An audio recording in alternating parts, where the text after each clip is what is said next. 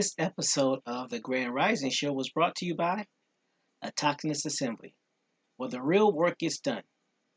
Autochthonous Assembly is a gathering of the minds that do the work. Now, for many of our first-time subscribers and first-time visitors, you may be wondering who Autochthonous Assembly are. You can find this information about our mission statement and our core values on the website at autochthonousassembly.com/about. We are a nonprofit organization dedicated to raising up indigenous American voices by using genealogy, also known as family history, or your family tree, which is the study of families and the tracing of their lineages and history. Genealogists use oral interviews, historical records, genetic analysis, and other records to obtain information about a family and to demonstrate kinship and pedigrees of its members. Our core values are the foundation of our company, which is essential to our success and serve as a lens through which we evaluate every business decision. Those core values are, but are not limited to, integrity, which is knowing and doing what is right; respect, which is treating others the way you want to be treated; responsibility, which is embracing opportunities to contribute; and servant leadership, which is serving the common good. Now, at Autochthonous Assembly, we have a couple of goals here. And our first goal and foremost of the reason why we do everything that we do is to ensure that we help you do your genealogy and connect back to your tribe and find out where you are from. Everything that we do from the standpoint of the Grand Rising Show and all the information that's posted on the website is dedicated to that one specific purpose: helping you find your genealogy, find your relatives, find your family so that you will know exactly who you are.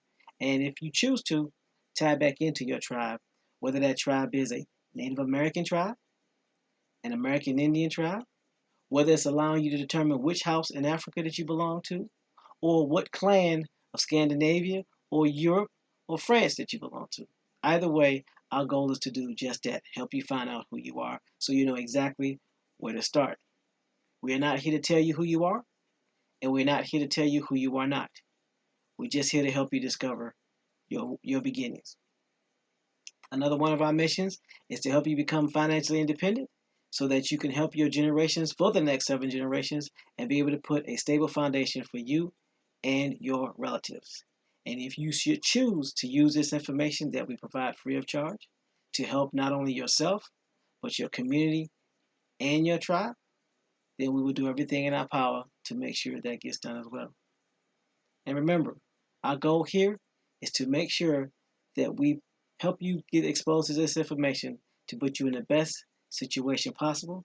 So now what I'm going to do now is return it back over to the panel to see if there was anything I missed, and I will go ahead and get set up so we can get ready and get digging into this information. Panel, take it away. Warning, warning, warning. Hard hats, pickaxe, shovels, boots required.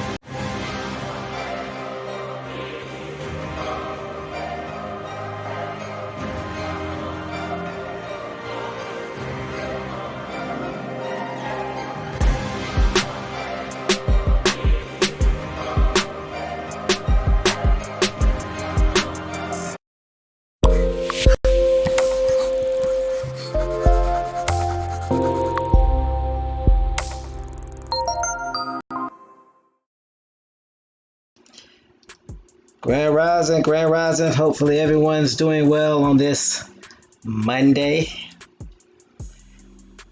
What is it, October 28th, 2019? Yep. Peace, everyone. Peace to the relatives is rising. Hopefully everyone's doing well.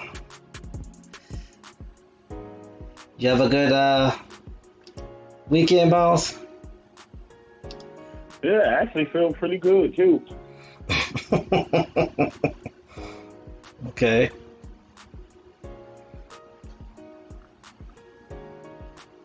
So, well, my weekend was very productive. Had a lot of good things happen. No complaints whatsoever. Hopefully everyone in the chat, hopefully everyone, all the new subscribers and the Cactus Assembly silent majority, hopefully everyone had a good weekend as well. So,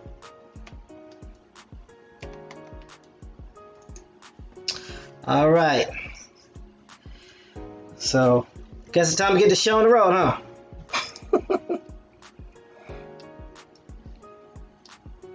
Let's do this. All right, so I want to say Grand Rising and give a shout out to the new subscribers. We definitely appreciate you for subscribing, realizing that you could have subscribed with any channel, being that there are hundreds, thousands, tens of thousands to choose from. So glad you chose to spend your rising with us.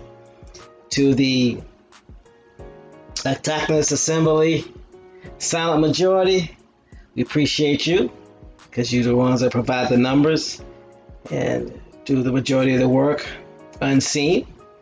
But just because we don't see you in the chat, that don't mean we don't see you. So we definitely appreciate you. And to the chat, the best chat on earth. Hopefully everyone's doing well this rising. And I'm going to go ahead and start the roll call.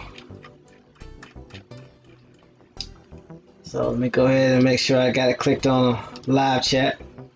All right.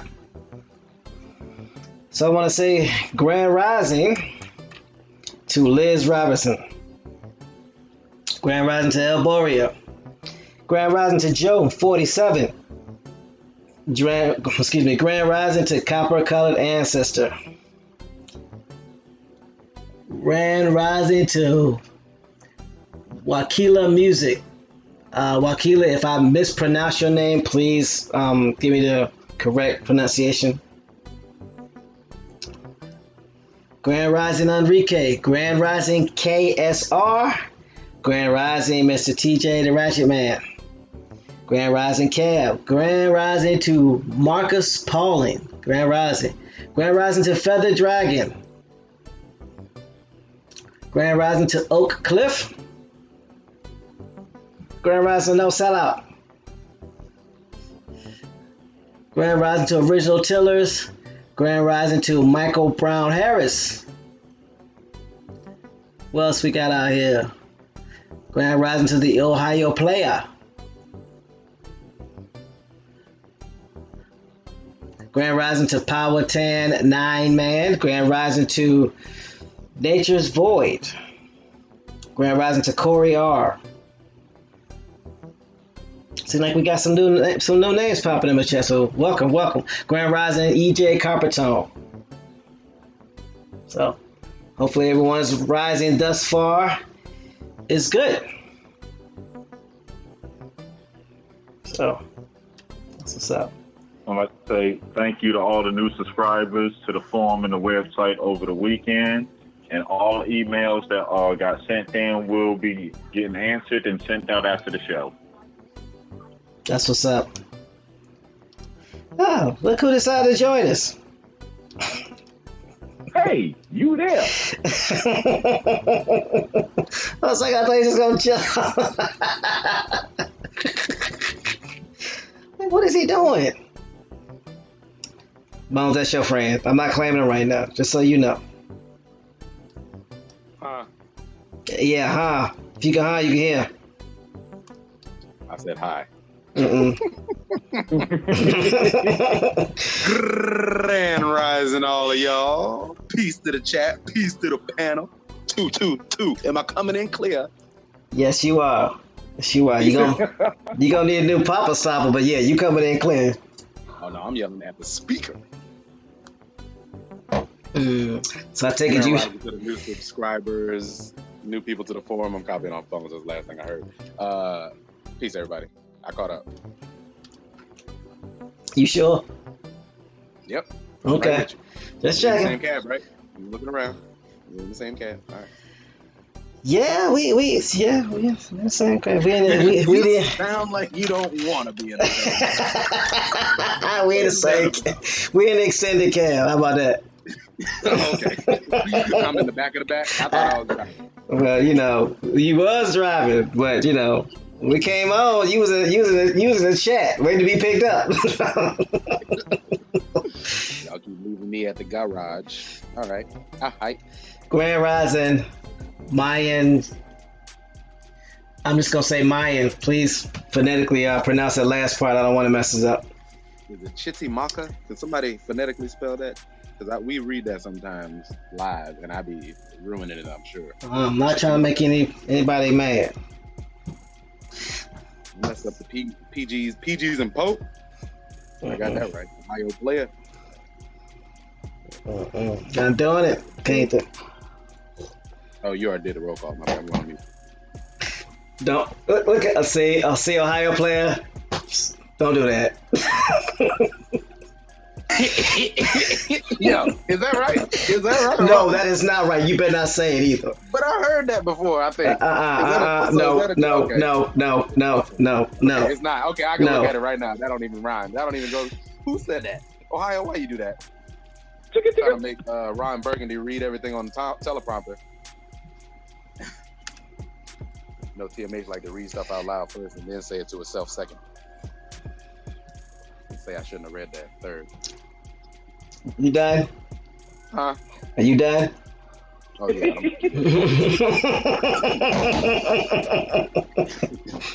So he's making up for not being able to talk to the relatives from Friday. That's all. Hey now, I miss all y'all. Well, you miss everybody, but now you hit everybody. So. I learned something about Busy this weekend too. If y'all didn't know, he was kidnapped as a child. Yeah. What? Yeah, he was kidnapped as a child for 2 years. He told his story to Oprah. I didn't even know that. Him and his two sisters. But yeah, anyway, we talked about that on another show. This is for educational purposes, not entertainment. You just did a copper. I saw you did that. Shout out to Copper. I'm gonna go ahead and hit the clock. So everybody with a ratchet, y'all know what y'all supposed to do. Hand out that equipment. So let's go.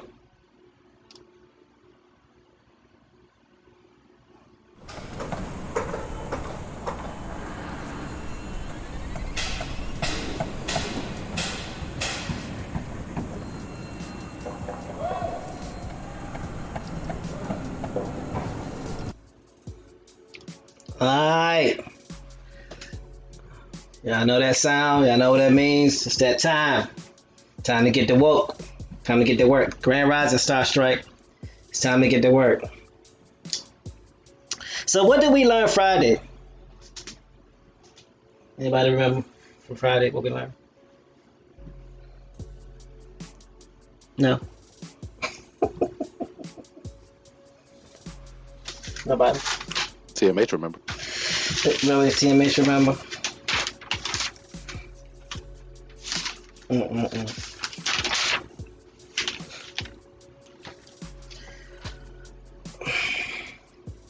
What I basically remember, for all intents and purposes, is that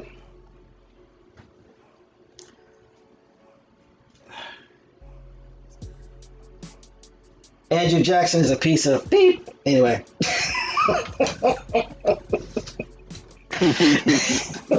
Yeah, you won't get no arguments on that.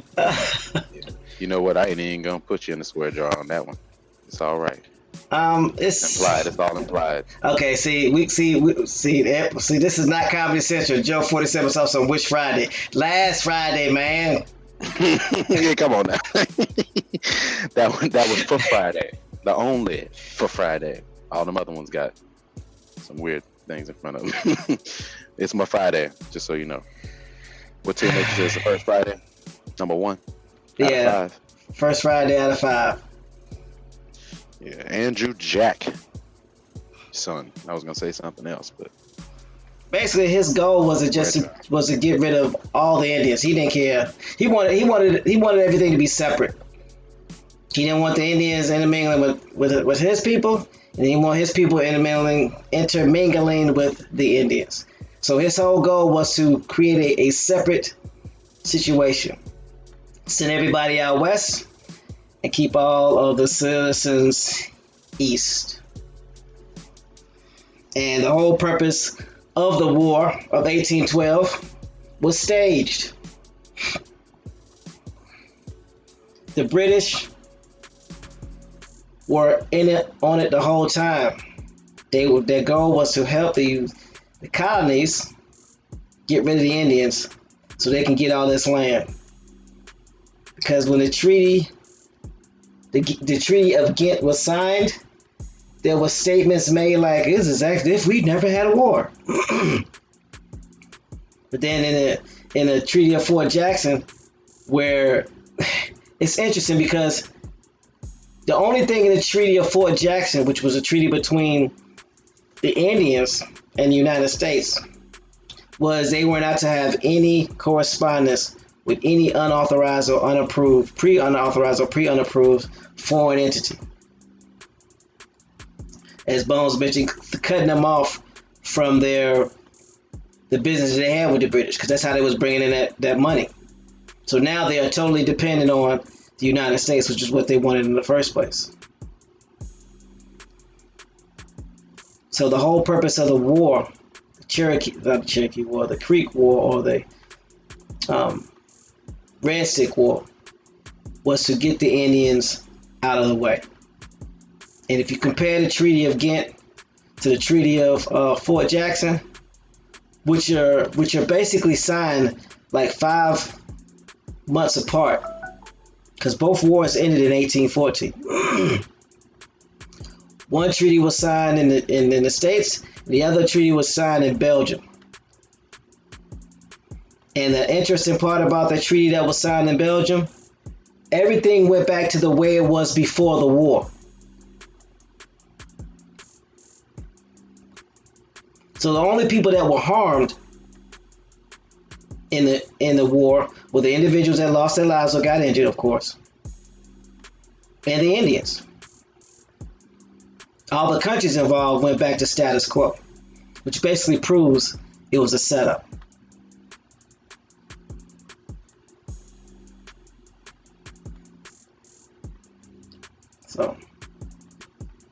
So now we're going to see how the War of 1812 leads into the Indian Removal Act, and how that plays a role in furthering the separation of the Indians, our ancestors, from not only the land, but from who they are as a people.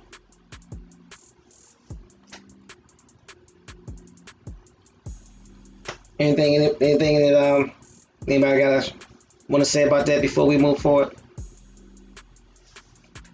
No, I mean, you covered it perfect to me.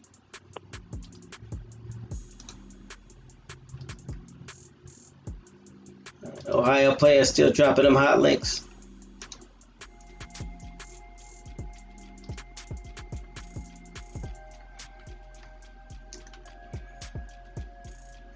So we're going to be covering the Indian Removal Act.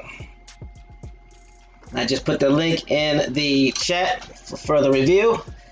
And Grand Rising Lady J, thank you for catching a cab with us this rising.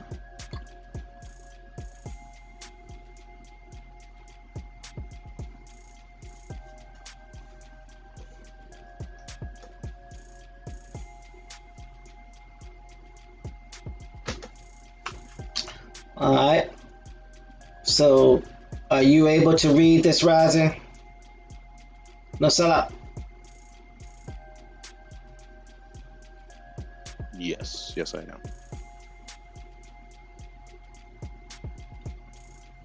All right.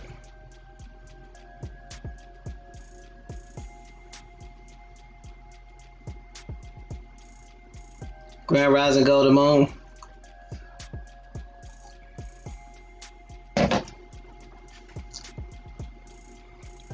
Peace, Golden Moon. So we're reading the Indian Removal Act. Mm-hmm. Everybody ready? Anybody? Somebody? Really?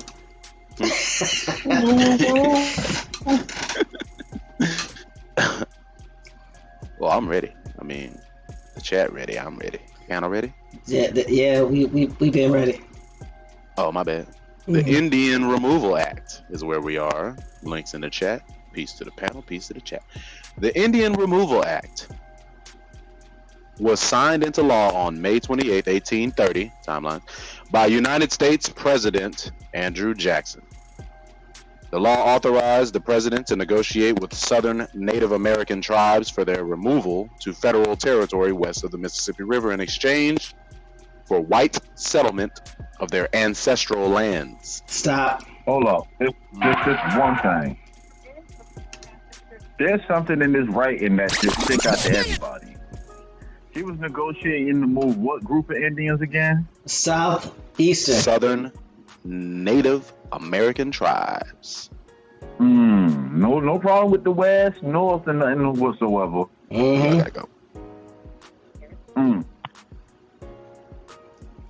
Get out of my head, boss. I was thinking that first or second. Yeah, Bones taller, so he probably had the thought first. Like he wants to make it personal, Okay, Sucks. Andrew. Okay. You want to hit people with the Removal Act. But above that, it says not to be confused with the Indian Relocation Act of 1956, which basically means they were moved, then they were relocated. You ain't say that? You ain't say that? Yeah. Oh, yeah. You was either removed or relocated. Same thing. I wasn't supposed to click that. Let me get off of that. Ain't nobody tell you to click on that. Why you doing My bad. that? You said you showed me where it was at, and I clicked it. Keep your hands off the clicker. May I continue? Not yet. Okay, good. I wasn't ready anyway.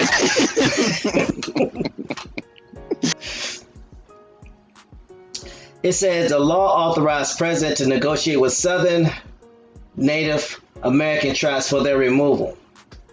Why only the Southern American tribes? The Native American tribes. That's interesting. And here's something that's also interesting. And maybe I'm being extra sensitive.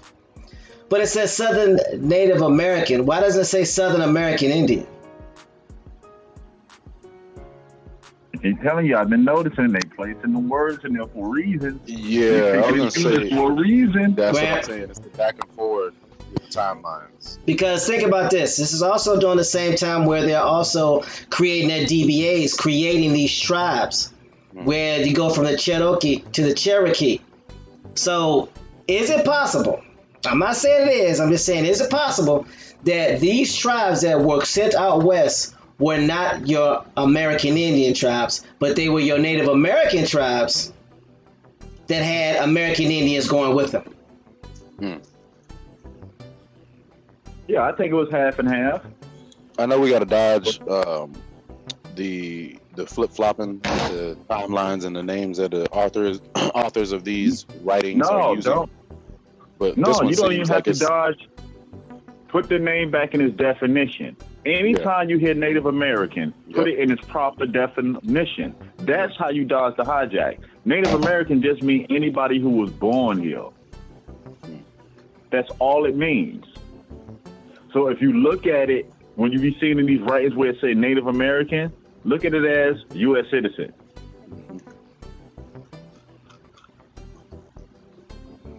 And remember, all these organizations, specifically the 5 civilized tribes, they are non-profit entities.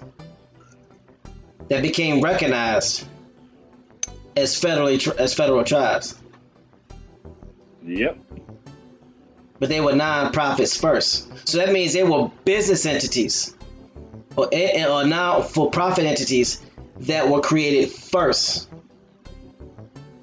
Yep. Now here's something to think about while we doing this. In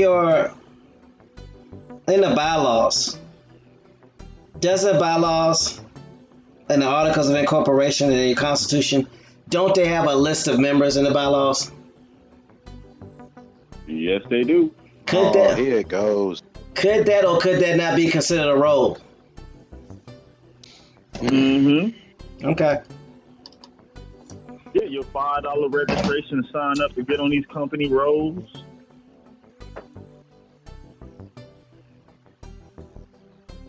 I mean, it's a private corporation, so it can pick and choose who it wants to hire and wants to be a part of its corporation. Mm-hmm.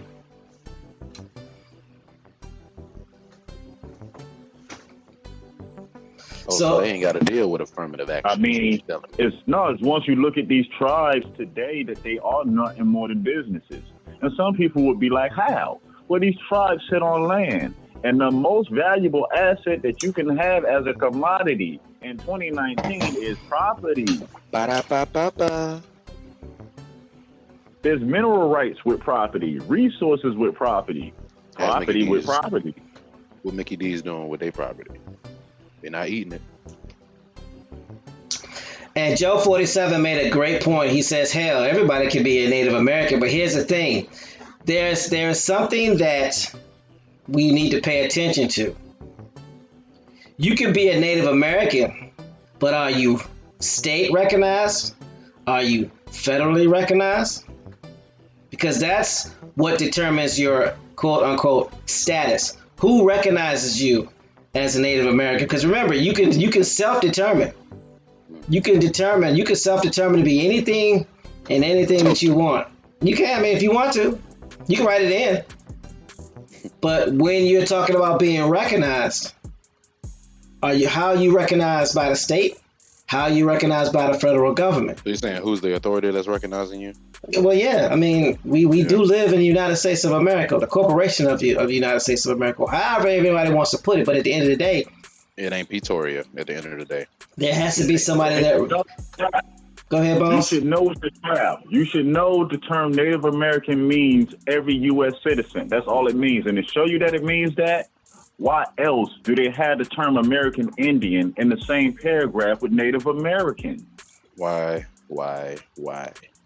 Even on the census, they're side by side. Why? Because it's two different groups of people. Mm-hmm. The Native American is just like they say in the chat, anybody who's using common sense can claim Native American if you was born in the United States of America. I mean, anybody can claim that. Yep. Anybody can claim it. Do not get caught up on the words. But they just got to do their own research. It's because people don't research, and the word, not knowing the true definition, will have you stuck in confusion. You'll be fighting over something that really doesn't even matter.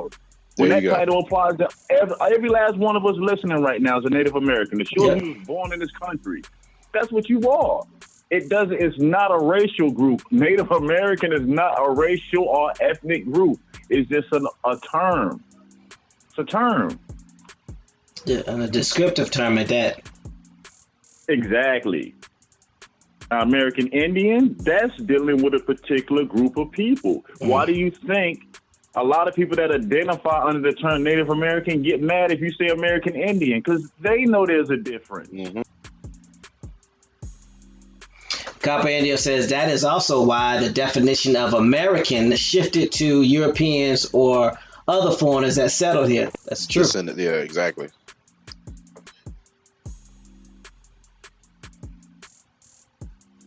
Grand Rising Afro Rican Pete. Peace, Afro. All we got to do is go back to what the policy that these tribes allowed them to do. These tribes allowed Native Americans to identify as a tribe. Mm-hmm. Now, Native American cannot be an Indian if the American Indians are allowing Native Americans to identify as a tribe.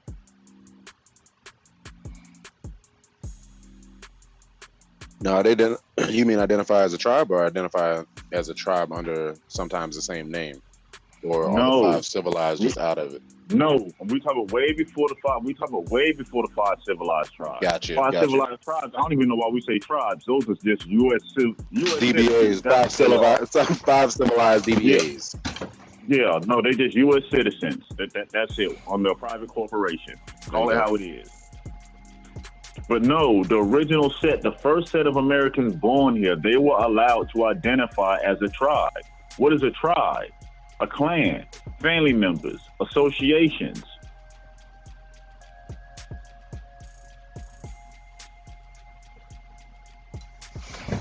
That's where confusion comes in.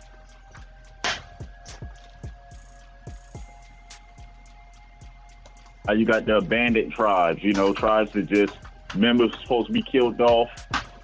Then all of a sudden, 1980 come, these people pop up out of nowhere like we over here now.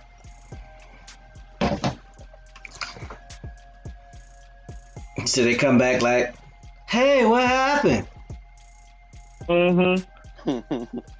8 shades lighter. Mm-hmm. Cousin Pete. Ain't my cousin. You don't remember Lil Lucky? Alright, let's continue. Let's continue. Okay, you ready? Yeah, we ready. Sentence 3. Don't do that. Bones is just as guilty as I am, so stop it. Hey, look, hit dogs, I ain't calling no names. I'm putting Bones up under the cab now. My bad. I'm legally blind. All right, so we are still in the first paragraph. The act has been referred to as a unitary act of systematic genocide because it discriminated against an ethnic group insofar as to make certain the death of vast numbers of its population. The act was signed by Andrew Jackson, and it was strongly enforced under his administration, and that of Martin Van Buren, which extended until 1841. Okay. Keep on. The act was strongly supported by southern and northeastern populations, but was opposed by native tribes and the Whig Party. The Cherokee worked together to stop this relocation, but were unsuccessful.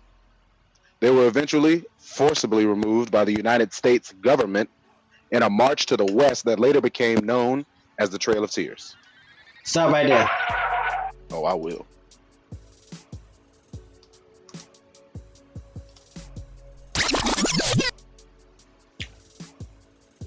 So there's a lot to digest here.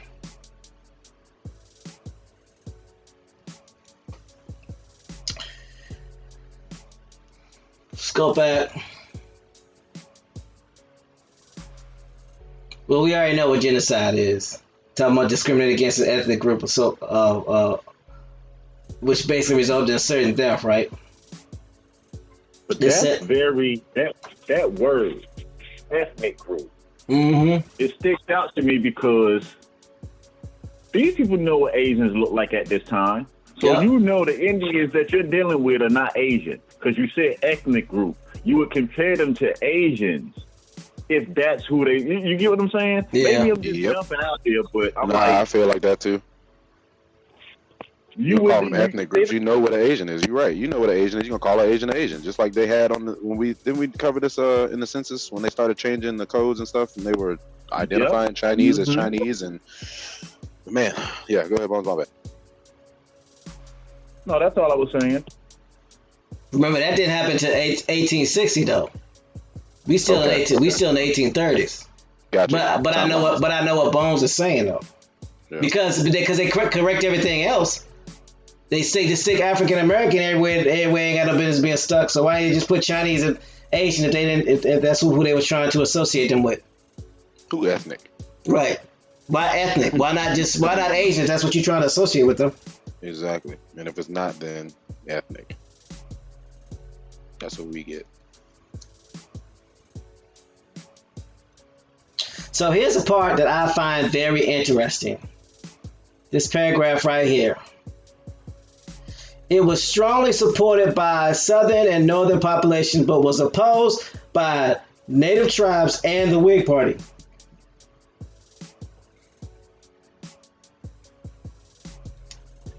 Who are the Whig Party?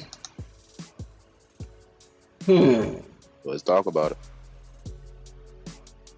Because you know, Europeans normally wore wigs, right? You know that, right? The Brits. Man, I thought that was just Jamaica. Oh, the Jamaica is okay. Don't do that. I'm just putting some dots together. That's all.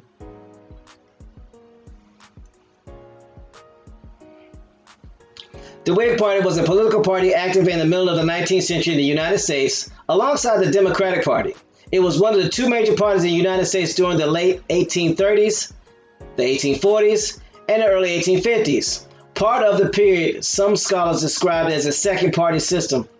4 presidents affiliated with this party for at least part of their respective terms. Other influential party leaders included Henry Clay, Daniel Webster, William Seward, John C.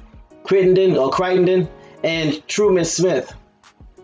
It said the Whigs emerged in the 1830s in opposition to President Andrew Jackson, pulling together former members of the National Republican Party, the Anti-Masonic Party, and disaffected Democrats. The Whigs had also links to the defunct Federalist Party, but the Whig Party was not a direct successor to the party, and many Whig leaders, including Clay, had aligned with the rival Democratic Republican Party in the 1836 presidential election. 4 different Whig candidates received electoral votes, but the party failed to defeat Jackson's chosen successor, Martin Van Buren. Whig nominee William Henry Harrison unseated Van Buren in the 1840 presidential election, but died just 1 month into his term.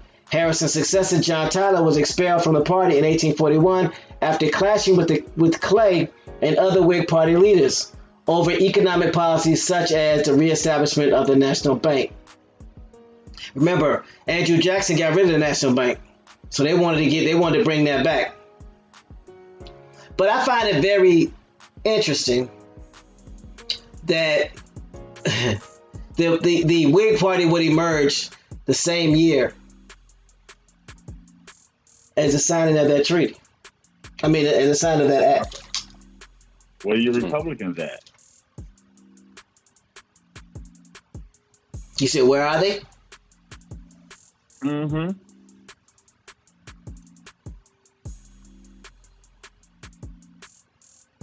Didn't it start out telling you the 2 largest parties at the time was the Whigs and the Democrats? Yeah. So before that, what was it? Just the Democrats?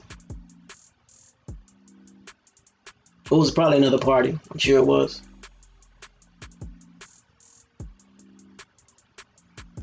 Or did they not get the second party until we got back involved with the system? That's a good point.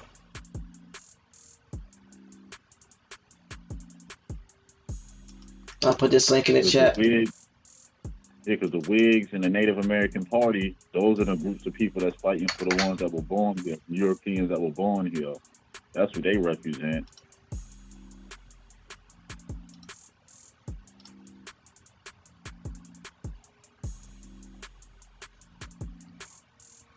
All right.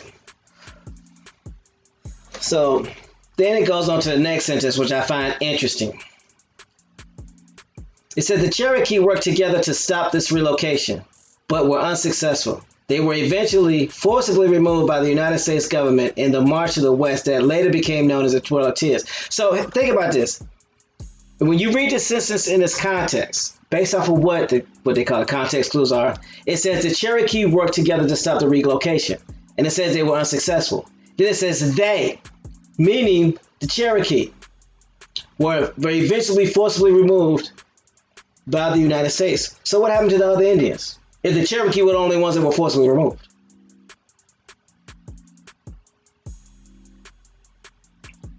Simple. You made everybody a colored skin in the area Cherokee. Get that. Bones, when did the Cherokee become a tribe? Well, it's noted that the first chief of the Cherokee is John Ross, And John Ross was not born, if I'm correct, until 1791.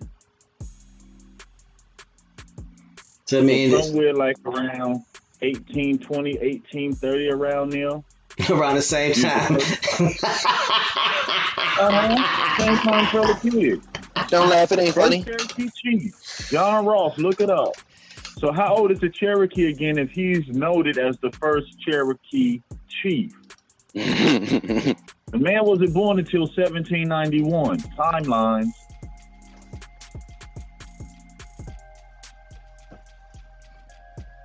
Come on, Insane. So let me get this right. The first Cherokee chief was not born until 1791. Yep. When was the Cherokee born? Well, that's a whole nother story because there's multiple stories. Some people tell you that the Cherokee are Algonquin Iroquois that moved, that came down south. Like I said, but that's for a whole nother build.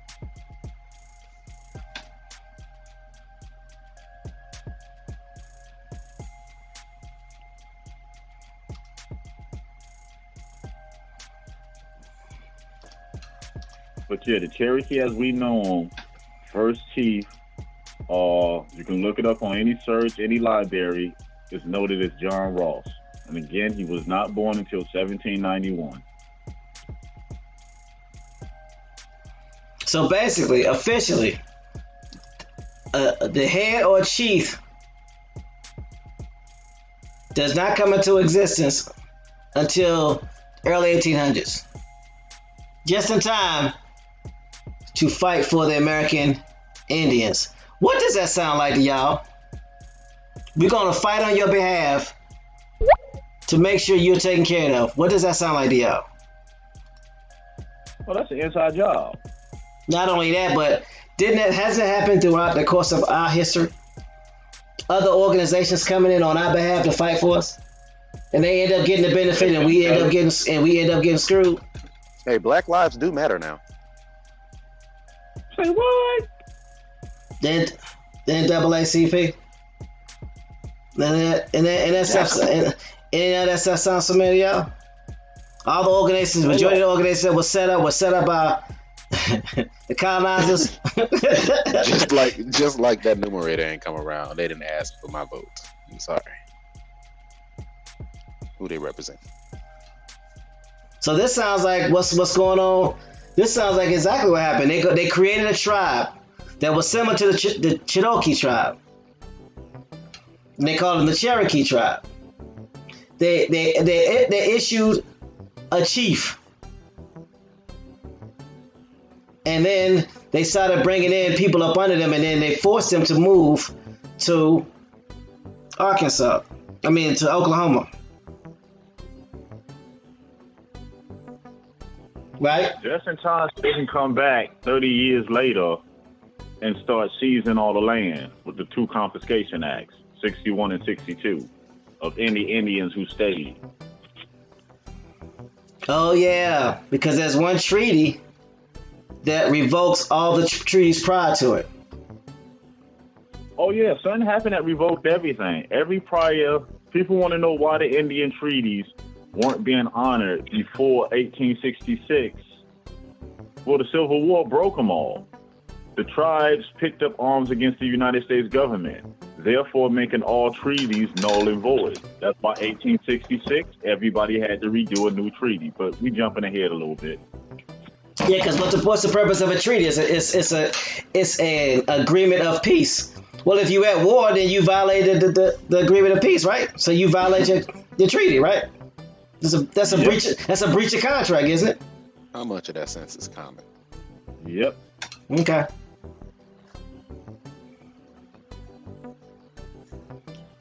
But here's my question: if I set up a treaty with you, knowing that I'm going to incite you to get mad, so you'll attack me, wouldn't it be in my best interest to make the treaty so that in the event that you attack me, I get control of everything?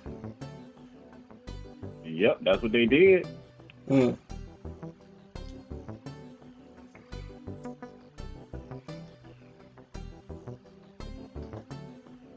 Remember, they placed Indian agents in Indian villages with the whole intent on converting Indians to be more European-like.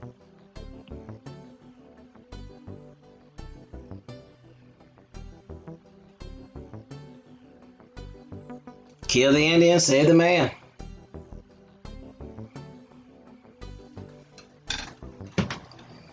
But you got to kill the Indian first. That's why they say kill the Indian, save the man.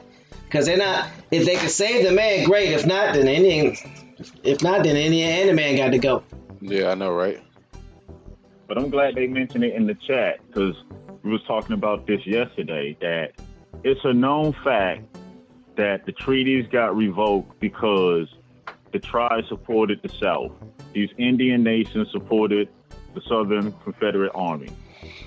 But when you look back at history and you look at these photos and these pictures and images, I see a whole lot of soldiers in the South that look like us. And not to be funny, I don't see no Asian-looking soldiers on the front lines. No disrespect to nobody. I'm just calling it how I see it. I don't see it. Yeah, I mean, any line. Mic check. I muted myself. Sorry. Straight comment. No, I hear you. A pre-copper. Music. Did he say free copper? He said pre-copper. Oh, pre-copper. Pre-copper. Peace, copper. I know you're working hard somewhere.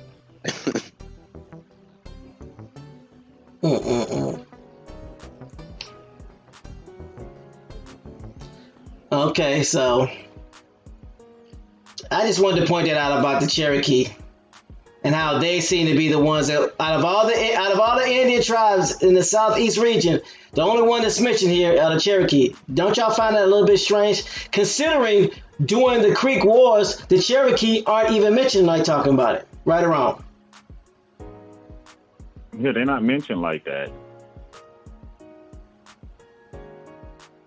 And the Cherokee that are mentioned were the ones that were attacking the Creek.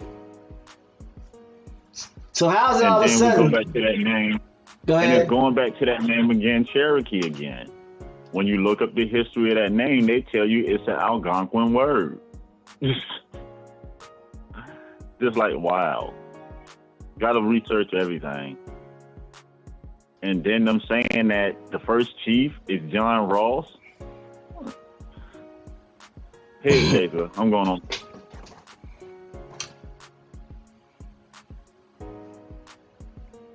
So, all right, can you read the background? No sell out, please. Yep. Thank you, sir.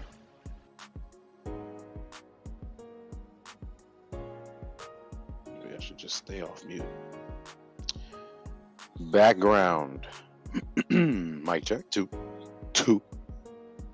In the early 1800s, the United States government began a systematic effort to remove American Indian tribes from the Southeast. Man, it's the same article. The Chickasaw, Choctaw, Muskogee Creek, Seminole, and Original Creek Cherokee Nation, had been established as autonomous nations in the southeastern United States. This acculturation was originally proposed by George Washington and was well underway among the Cherokee and Choctaw by the turn of the 19th century. In an effort to assimilate with the American culture, Indians were encouraged to, quote unquote, convert to Christianity, learn to speak and read English, and adopt European-style economic practices such as the individual ownership of land and other property, including, in some instances, the ownership of African slaves, unquote. That is interesting. Thomas Jefferson's policy echoed Washington's proposition. Respect the Indians' right to their homelands and allow the 5 tribes to remain east of the Mississippi, provided that they adopt behavior and cultural practices that are compatible with those of other Americans. Jefferson encouraged practicing an agricultural-based society. Andrew Jackson sought to renew a policy of political and military action for the removal of the Indians from these lands and worked toward enacting a law for Indian removal. In his 1829 State of the Union address, Jackson called for removal. Stop. And they telling you straight up, if you say you ain't no Indian, you a citizen, American, get over it. That's basically what they saying. But I'm a Cherokee. Whoever said you was one?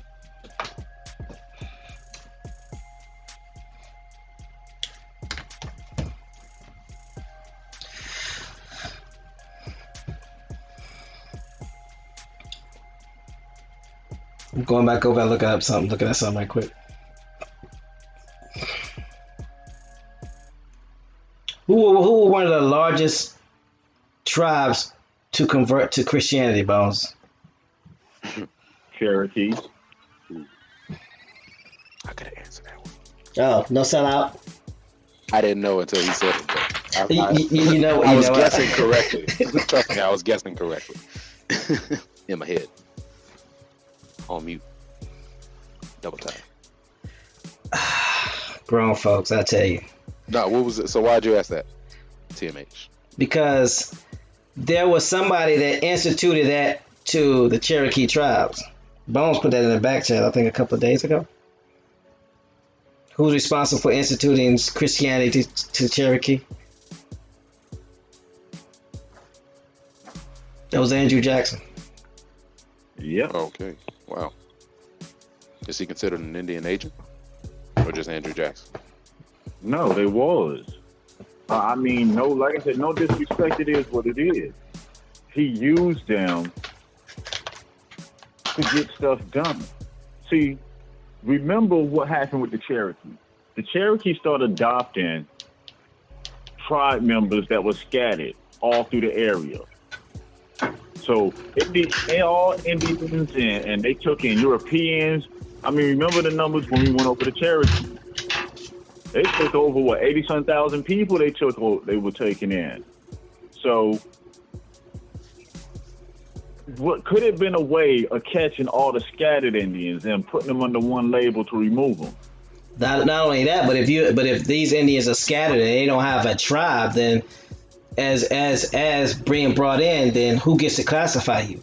The tribe gets to classify you. Are you Indian or are you a slave? Mm-hmm. Oak Cliff says, what about the Shawnee? There are a lot of tribes that are part of the Alabama Oak Cliff that they don't mention.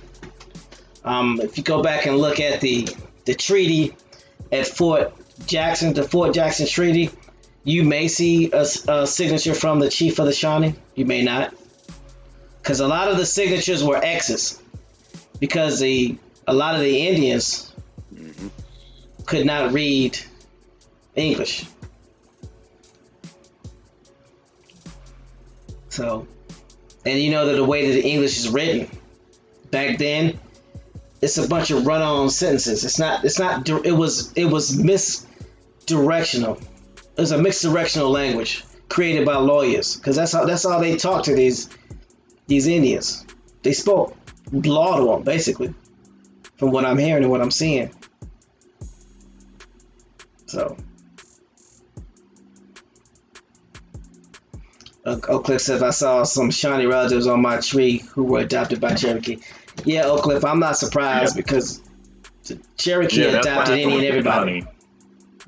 Go ahead, boss. Yeah, a lot of the Shawnee got adapted by the Cherokee, and a lot of the ones that got replaced, that got renamed Cherokee, their places got taken by the so-called absentee Shawnee. But that's, like I said, that's a whole nother story for another day too.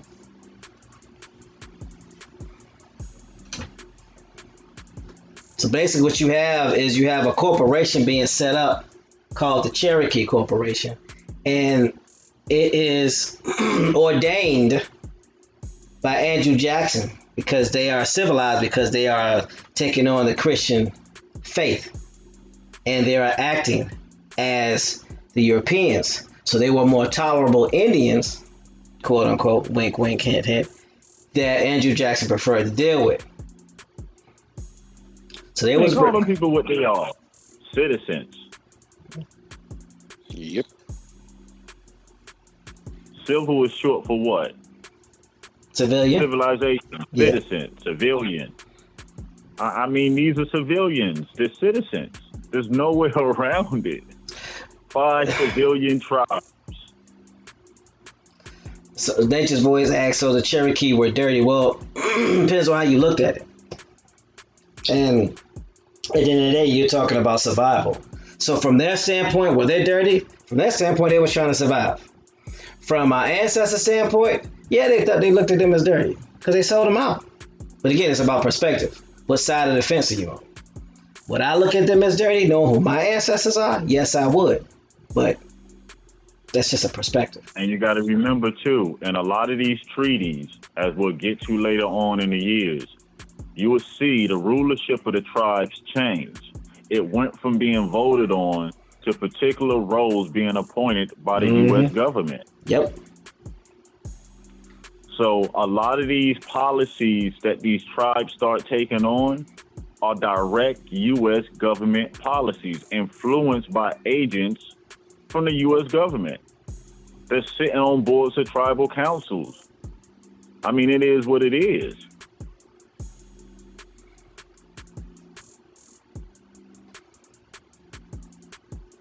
They just was so they so-called enslaved blacks.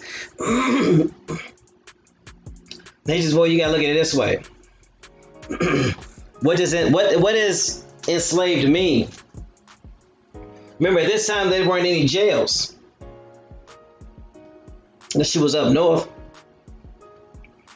Anytime that you lost a war, you had a debt to pay. So you worked off that debt. Once your time was done, you was free to go. If you remember when we talked about it last week, there were tribes that were fighting in the Cherokee War that only had 3-month tours because of their debt was only 3 months. Some had 6-month tours, some had 2-month tours. Some of them actually left when they realized their responsibility was longer than others when their crime was the same. And remember the one dude, his whole force left him, abandoned him in the middle of nowhere. Like, bye. Oh, we get off right here? All right. I ain't coming home no more. I don't know what you talk about, but this over with, partner. So we gotta look at what the definitions and what the meanings were at that particular time, because slavery is not slavery as defined at all particular points in time.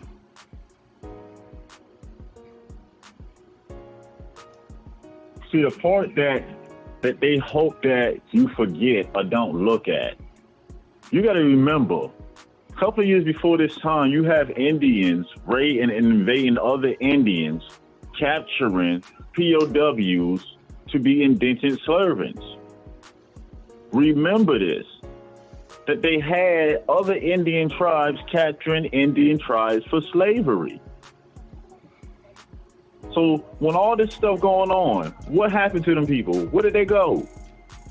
See, they'll turn around and try to tell you, oh, Cherokee were African slaves, Creek were African slaves, Choctaw were African slaves.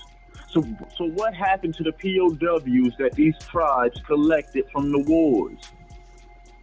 Seems to me these people just got reclassified and renamed real quick.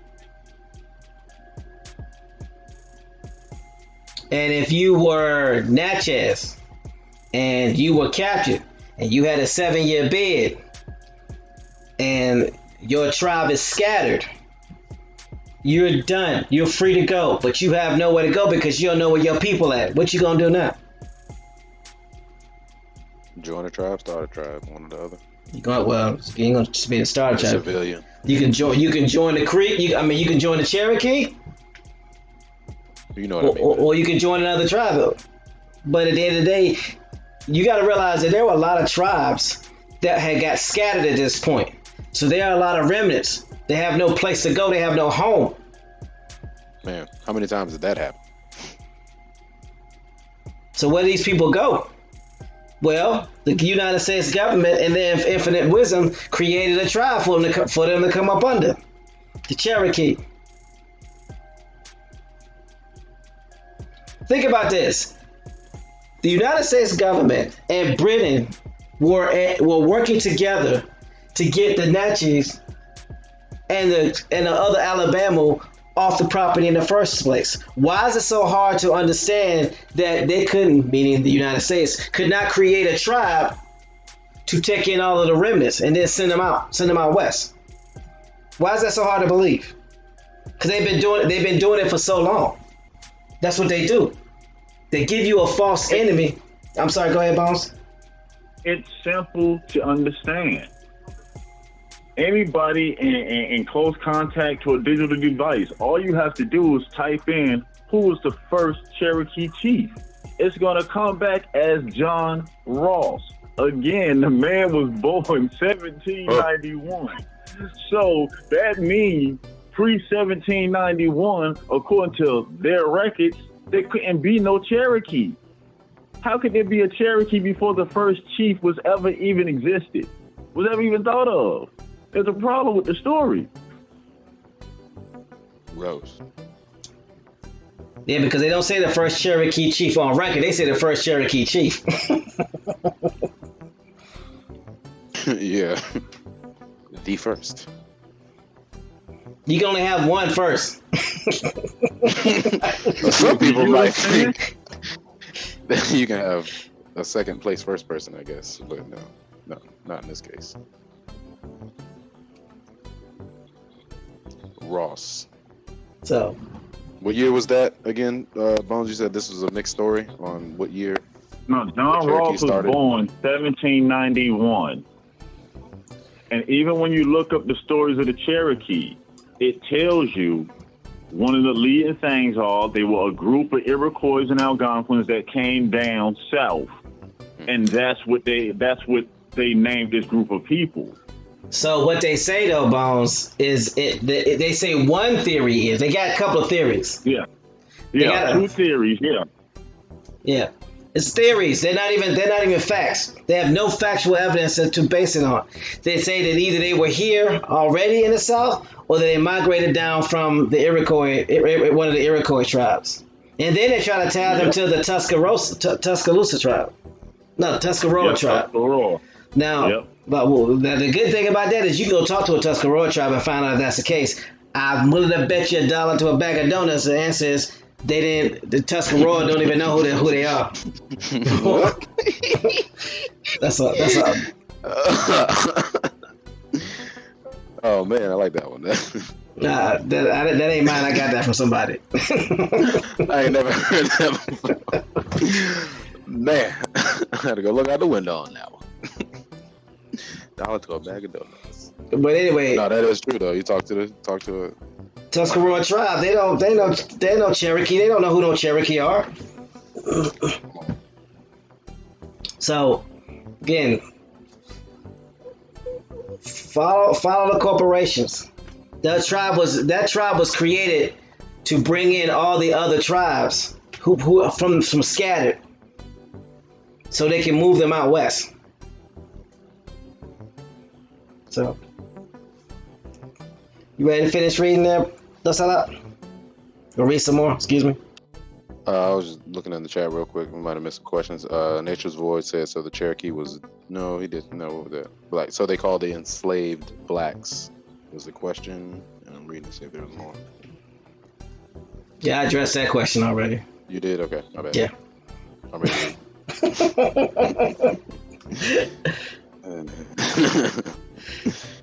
My bad. It's okay. I pay attention to the chat a little bit more. Where we at? The Indian Removal Act? Mm-hmm. I mean, I know that article, yeah, but is that the beginning of the paragraph we on? Yes. All right, I'm just because you said as if, yeah, of course. That's what we've been talking about this whole time. Just like you just in the words of Oak Cliff, read. Oh man, the Indian Removal Act was put in place to give to the southern states the land that Indians had settled on. The act was passed in 1830. although dialogue had been ongoing since 1802 between Georgia and the federal government concerning such an event.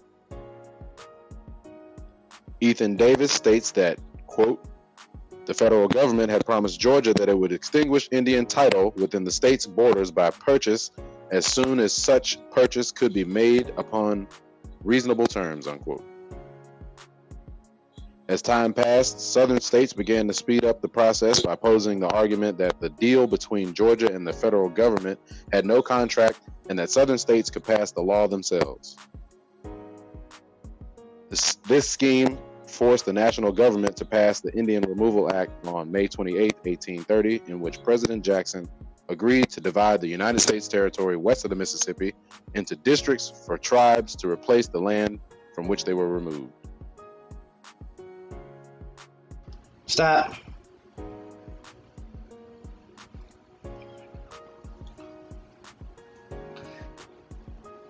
So what are we looking at here?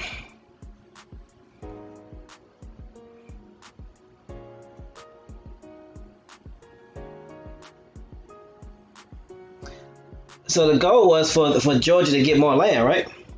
Because remember, Georgia at this time was not a big state. Only towards the East Coast was Savannah at. So this was basically done to expand Georgia. Yes, states making agreements with the federal government. This is how the federal government got their power.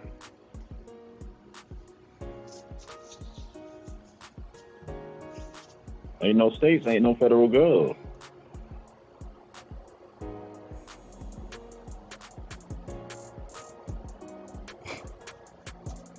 So the goal was to, anything west of Mississippi would be tribal land to replace the land that was taken from them.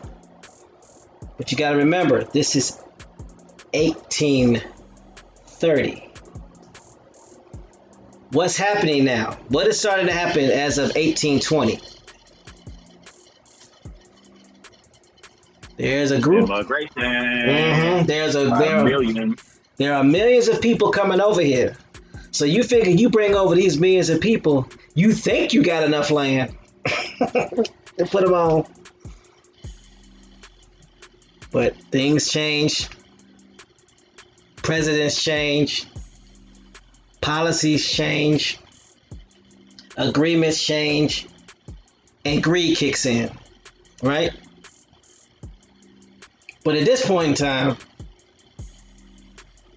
Andrew Jackson is just trying to separate the Indians from the colonies. Chad Scott says, are y'all implying the Cherokee a fake tribe? Chad, I'm not implying anything, but what I would suggest is go look up the first chief of Cherokee Indians. They're going to do some research on when the Cherokee became a tribe. Not a recognized tribe, but when they became a tribe. Because all that stuff you can look up. So we're just presenting the information. I'm not implying anything. All I can do is tell you what I know based off of what I know about bylaws, constitutions,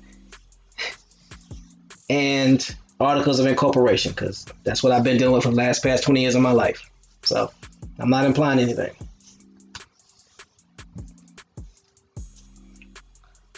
With that being said, yeah. So the states of Georgia was looking to expand, so they needed to get rid of the Cherokee. All this is about greed and land, and having the Indians so dependent on the government that they could keep them indoctrinated in the tax system. Because how do you run a government with tax dollars? But you know what's so funny? What's that? They're talking about Cherokee, but splitting up Creek land. No, don't look over there. Go figure, right? Because this is after the so-called Creek War. Not to mention that it was all of the Alabama, which are your southern eastern tribes. So it wasn't just Creek; it was a whole litany of tribes. but they just labeled them Creek. If you look at the treaty that was signed, which is the Treaty of Fort Jackson, and you look at the signatures, you'll see all the tribes that signed.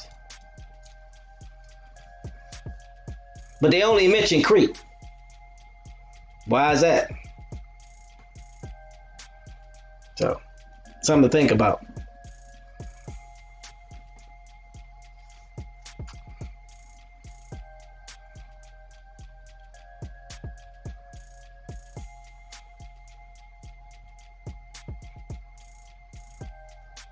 No sellout. Yep. Are you able to read the next paragraph? Yep. Thank you kindly, sir. All right.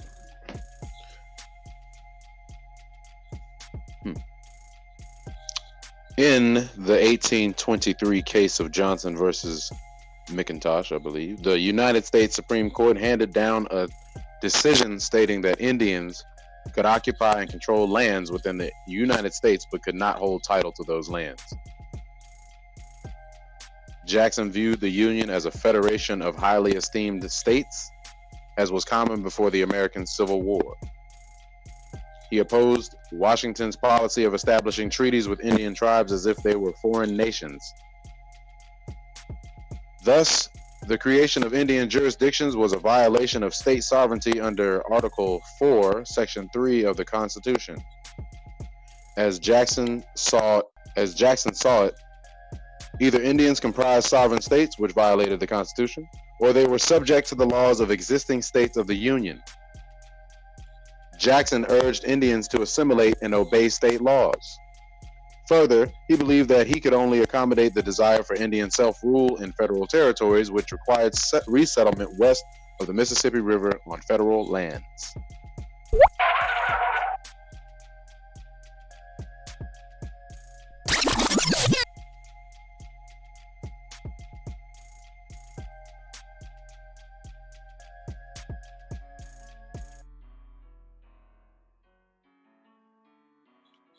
Huh? You just want me to keep reading that? He's talking on Check 1, 2. Yeah, I'm sitting here talking. Yeah, man, did I? You doing a whole lot. You trying to play catch up this rising, I see. Congratulations. You copied yourself. Shout out to Company. Oh, man. Let me reverse mute. What? All right. Grand Rising, Big Hop. Okay. The first thing I want to mention, I want to talk about what I thought was interesting. It says the Indians could occupy and control lands with the United States, but could not hold title to those lands. That's a setup right there. If you don't hold the title to the lands, you don't own the lands. Which basically means they can come and take it from you anytime they feel like it. Yeah, you can get with this, or you can get with that. Don't y'all find that interesting? Or is that just me? Maybe I'm a little sensitive this rising. My bad. No, that's interesting. You can control it. It's written right there. You can occupy it. But you can't hold the title to it. It's yours, but it's mine. I know, right? It's like both ours. Just keep it down at my house. We just gonna keep the title at my house.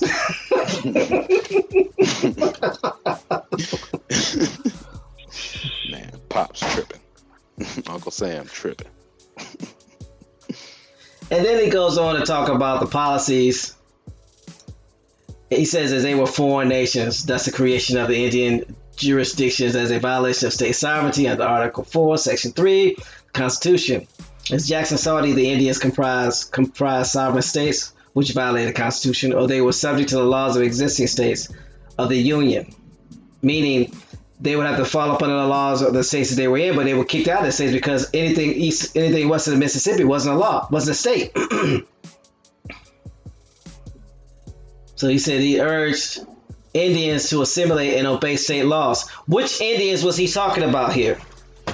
Because if they were getting rid of Indians, if they were removing Indians, that must have mean you didn't have to go if you obeyed certain laws, right?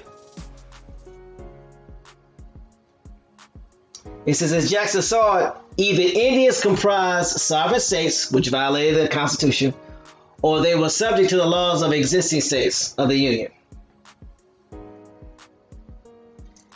Jackson urged Indians to assimilate and obey state laws. What state laws would he be talking about, and what Indians would he be talking about if they were being moved out? So obviously it was not mandatory to move unless you had no intentions on obeying state laws or becoming a citizen.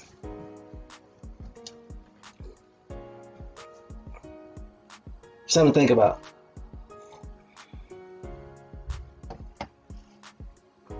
He says he could only accommodate desire for Indian self-rule in federal territories, which require resettlement west of the Mississippi. So he was giving them an option.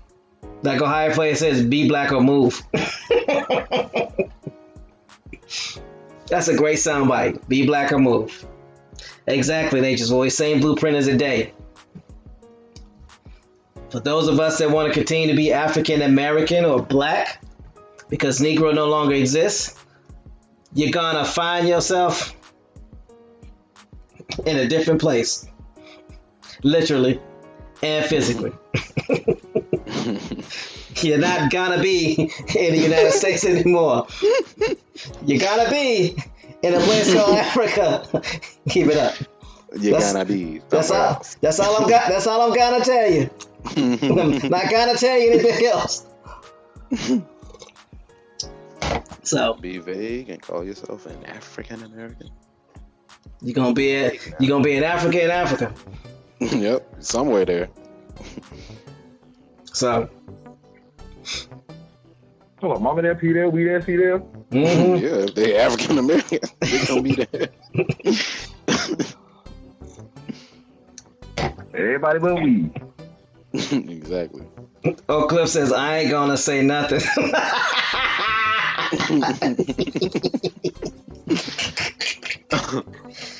You better ask Steve Harvey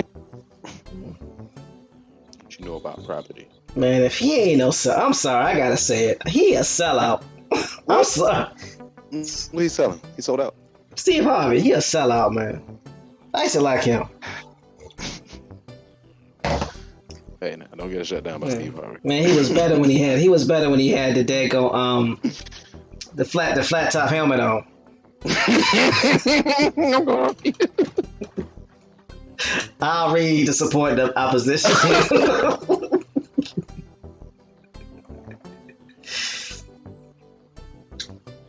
Supporting opposition. The removal act. Yeah, I got you. Because I messed you up, so I'm going to go ahead and read. The removal act was strongly supported in the South, especially in Georgia. I guess it was, which was the largest state in 1802 and was involved in a jurisdiction dispute with the Cherokee. How you going to be involved in a dispute with the Cherokee when they just got created? Anyway, President Jackson. But this is the thing. This is a hijack again. Mm-hmm. Georgia, this part of Georgia is Creek territory. Mm-hmm. So what is the Cherokee even arguing about land that's not even theirs for? Mm-hmm. Because they're arguing on the behalf of the Creek. Mm-hmm. We family. We got you. We gonna help you out. But ain't you gonna tell them about it? No. No, they help them out. Help them get right out their land, right out their house, right out their land. No, we don't need them here to talk about this. Let's just do this. Help the couple on get right up out their country too. Joe 47 says, so bald-headed Steve is a sellout. All I'm saying is he's slick with it. I'm going to leave it alone.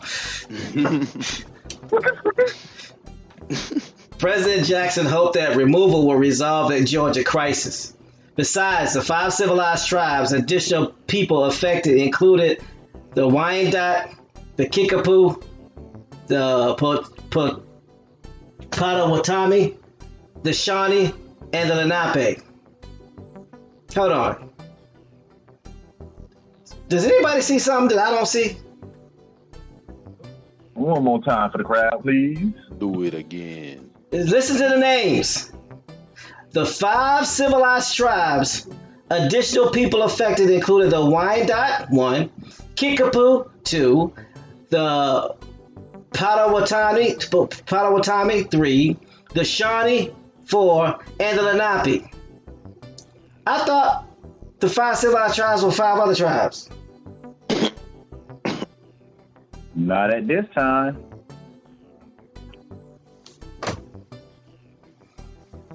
Let me go back up and see if they make reference to 5 civilized tribes. Just so I don't misrepresent what I'm reading.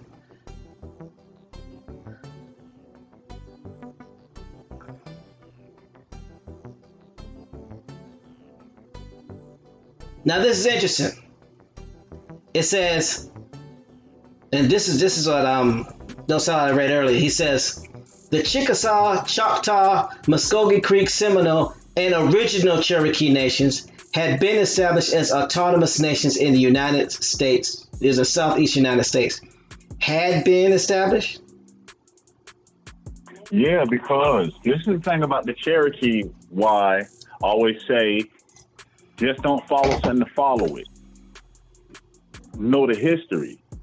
Before 1794, it is written that the Cherokee had no organization, no national government. They were only scattered clans across the area. They were not a group or tribe put together yet. In that history, they're saying that did not happen until John Ross, who was a Scottish descent, with half of his mother was supposed to be Indian. But this blonde hair, blue eye become the chief of the Cherokee. The first chief of the Cherokee. Boss. Yes. Oh no, that was my Rick Ross boss. Never mind. He the boss. Ross was the boss, so I was just getting my bad. It did sound like TMA just saying bounce. My bad. I was saying boss. But don't worry, I'm posting that information on the forum before the show is over. The article, all the links to that info will be on the forum. So Oak Cliffs, look. Ohio player doing it again. He dropping them hot links. Hopefully they ain't Pope. Anyway, Oak Cliff says, repeat those again. The Chickasaw, Choctaw, Muskogee Creek, Seminole, and original Cherokee nations had been established as autonomous nations in the southeastern United States. Muskogee no more than they're your Natchez. Or they're Alabama. I keep getting them mixed up. I'm not. I have to find out again. I have to look it up. Chad Scott says John Ross was a white man. Be nice, Chad. He may have been melanin. He was a corn planter. He may have been deficient in melanin that don't make him white. White. That don't make him white. Can't go by the eye test. There's been videos that prove that. Mm-hmm. Be sure to check out our past videos. ConsciousSimply.com. Okay, you trying to put people to sleep or wake them up? What we doing? This is a rising show, not to get ready to go night show. I figured you was gonna talk over it, so it's just a little subtle commercial in the background. Talking all over the track. See, that's why I can't have you co-lead. Just be ad-libbing at the wrong time.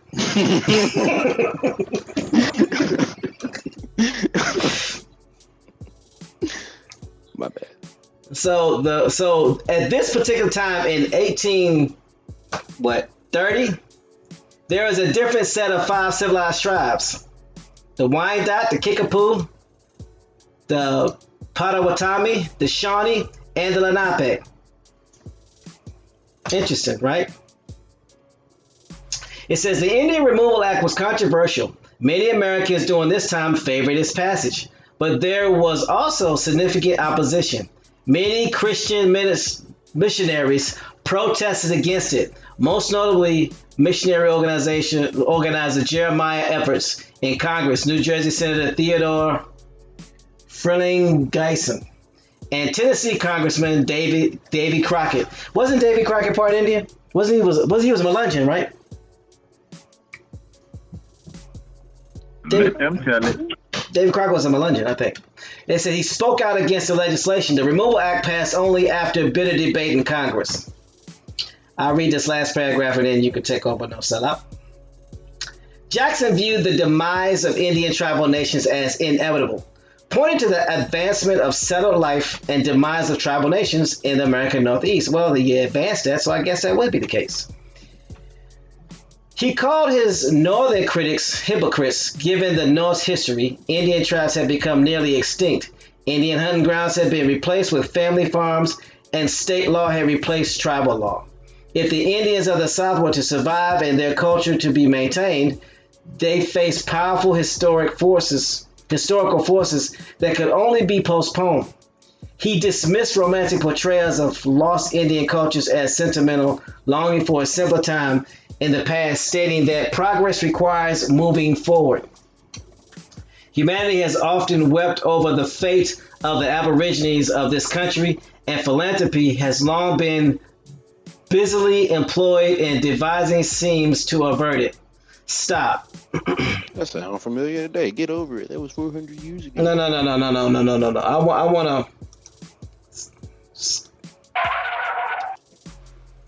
I want to rewind something. These are his own words, and they're quoting. Humanity has often wept over the fate of the Aborigines of this country. Who are the Aborigines, and which country is he talking about? Oh no. Huh? You gonna have to run it all back. Who are the Aborigines, and what country is he talking about? Because this is crucial. Yeah. Yes, it is. You have Andrew Jackson saying these people are originally from here. Not that they came from Africa. He said Aborigines. Not for no land bridge. He said Aborigines.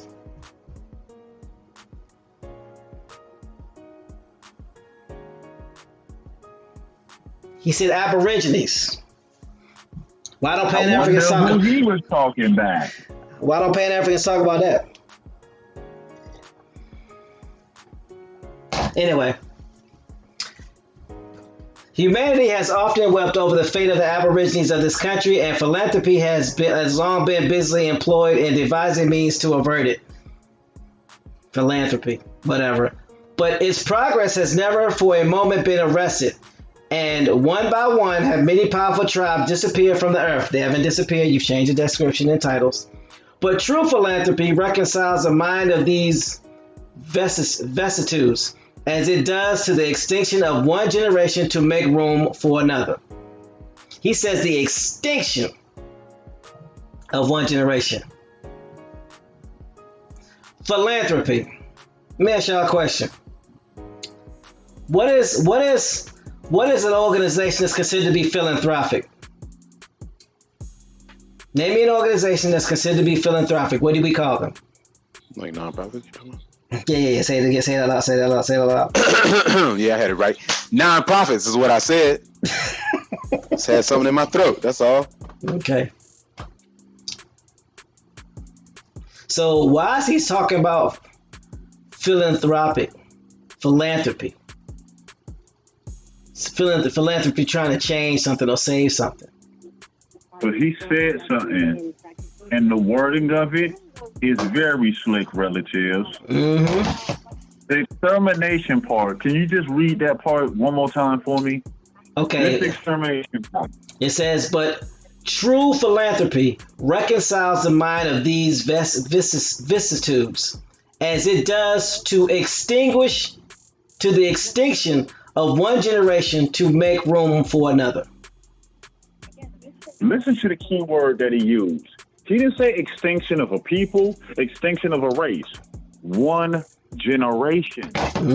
Meaning that all they had to do was come over and interbreed from one generation, and it changed the course forever. What was is gone and can never be again. You get what I'm saying? That's how you extinct one generation. One generation that was pure is no longer pure. It's mixed in with foreigners now, forever moving forward. And there's no way you can bleach that out. Nope. Listen to how they write this stuff. The words are very they're for a reason. Yeah, but remember, Andrew Jackson is a lawyer. Well, he was a lawyer. In the monuments and fortresses of in the monuments and fortresses of an unknown people spread over the extensive regions of the West, we behold the memorials of a once powerful race, which was exterminated or has disappeared to make room for the existing savage tribes. I'm going to read that part again. In the monuments and fortresses of an unknown people. Who are those unknown people? Spread over the extensive regions of the West. Where are they sending those people? We behold the memorials of a once powerful race, which was exterminated or has disappeared. Who are you talking about? Our ancestors, right? To make room for an existing savage tribes. Or civilized tribes. Philanthropy could not wish to see this continent restored to the condition in which it was found by our forefathers. What good man would prefer a country covered with forests and ranged by a few thousand savages to our extensive republic, stubbed with cities, towns, and prosperous farms, embellished with all the improvements which art can devise or industry execute, occupied by more than 12 million happy people, and filled with all the blessings and liberties, civilization, and religion. Well, we know he's already lying because their forefathers found millions of people with cities and streets and forts already built in place. So we know that's a lie. But the way he quotes it is if there are a better race of people. Could this be the beginning? Think about this. He's insinuating that the race that now exists, that's causing another race to be extinct, is a better race than its predecessor. Could this be where the ideology for the missing link came from? Could this be the ideology from the Back to Africa theory came from? Where one race is replacing another race. In order to do so, you now have to match science with these lies that this man is telling? I'm just asking. To make it justifiable, to make it legal. Yeah, you make everything else bend to it. But it's 2019 and the Out of Africa theory done ran out of time. Scientists got a whole new thing they putting out there now. Papa got a brand new bag. They sure do. Yeah, now they talking about life springing up in multiple places all at the same time. That the scientific community been had findings way older than what they found in so-called Africa. And if you really, I'm sorry, Bones, I want to say is that if you really want to shake somebody that bends to the will of these scientists, all you have to do is find out who's funding them. If you find out who's funding them, then you know why they say the things that they say. Because anthropologists, archaeologists, and all these other ologists, they are funded by special interest groups that funnel money through private foundations. Don't believe me? Do your research. Oh, please just don't like believe people us. pay you, just like people will pay you not to be them. You don't think a lot of these people are paid not to find stuff? If you have a narrative to keep and you have money, you use your influence to keep that. So if that means they have to pay people not to find stuff, to keep stuff hidden, it's going to go down. How long has the government been paying farmers not to farm?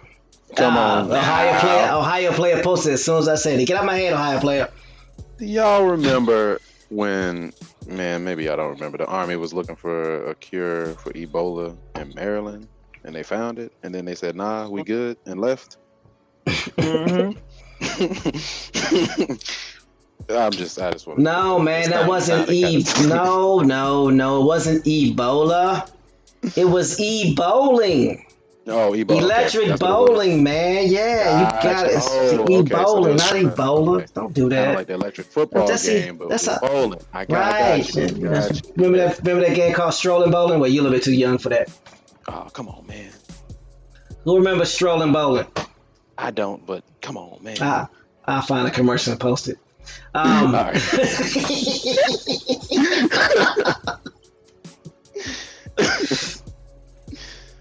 Peace to the chat. So I'll go ahead and read this last part. It says, according to history, H.W. Brands, Jackson sincerely believed that his population transfer was a wise and humane policy that would save the Indians from utter annihilation. Brands writes that given the racist realists of the time, Jackson was almost certainly correct in contending that the Cherokees to remain in Georgia risked their extinction. But it's not their land. Jackson portrayed his paternalism and federal support as a generous act of mercy. A quick reminder, when the Creek War went down and the government took the land from the Creek, who did they give it to? Oh, the Cherokee. That's right. They split it between the Cherokee and some of the other Iroquois tribes, some of the tribes that helped them. I forgot about that. So now, do you see it? John Ross is put there to help get the land. They were giving Creek land and turning around giving away the Creek's land. Dang. That was given to them. That's right. He did. That's right. I forgot about that.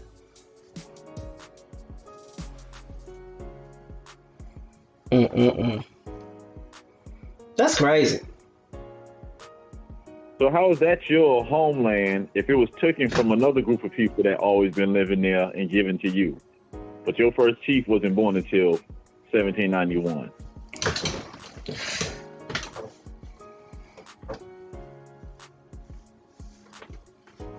Lucy, oh Lucy. This is ridiculous.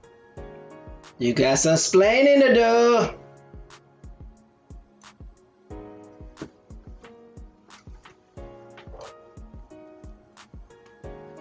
So, the act was passed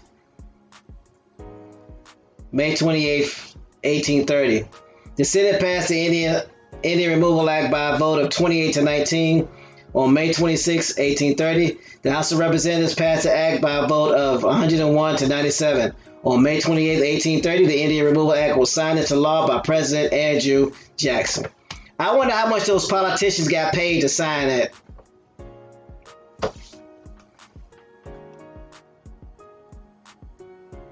Oh, we almost done with this.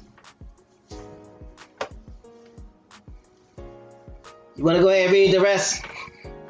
That's all up, please. Yes. Where we at? Implementation. Just one paragraph. Two paragraphs here. Implementation. The Removal Act paved the way for the forced expulsion of tens of thousands of American Indians from their land into the West in an event widely known as the Trail of Tears, a forced resettlement of the Indian population. The first removal treaty signed was the Treaty of Dancing Rabbit Creek on September 27, 1830, in which Choctaws in Mississippi, ceded land east of the river in exchange for payment and land in the West. The Treaty of New Echota was signed in 1835 and resulted in the removal of furniture by TMH of the Cherokee on the Trail of Tears. My bad. He said the removal of furniture as a chair scoots across the floor. I need some. That was right on time. It's no. I need this sound effect. Okay, all right. We try new things on my Friday, on Move Friday. You want me to continue? You have anything to say? Nope. All right. I'm going to finish this last one up. The Seminoles and other tribes did not leave peacefully, as they resisted the removal along with fugitive slaves. The Second Seminole War lasted from 1835 to 1842 and resulted in the government allowing them to remain in the South Florida swamplands. Only a small number remained, and around 3,000 were removed in the war. Hold up. Wrong. Hold up.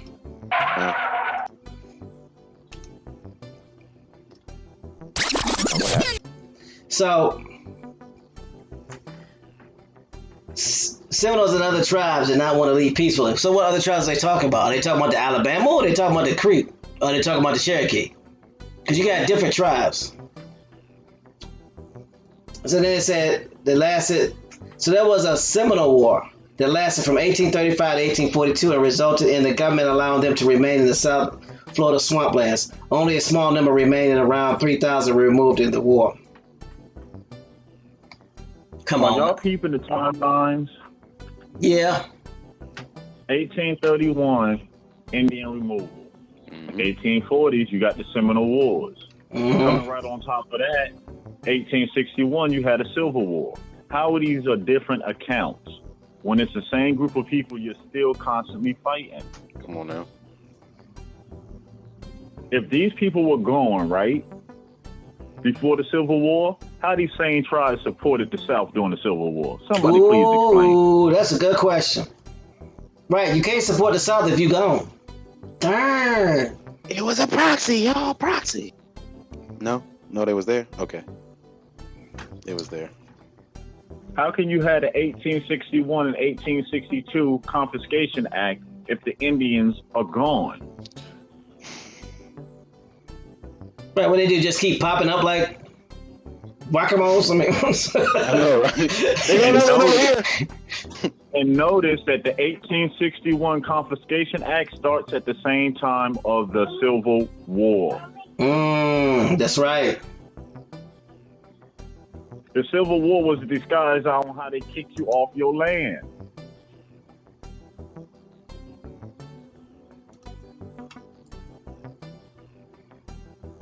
Anybody suspected of supporting the South in any shape or form could be removed and have all their resources snatched from them.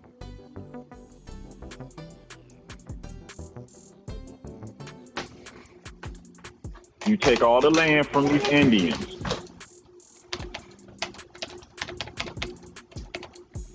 You come back, 1861 Confiscation Act, 1862 Confiscation Act. Now you just made a whole bunch of Indians homeless. Now you come back, 1863, Emancipation.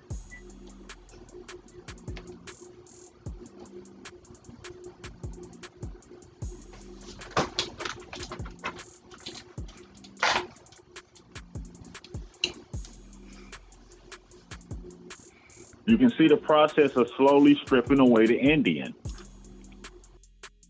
Slowly stripping away your homeland, your resources.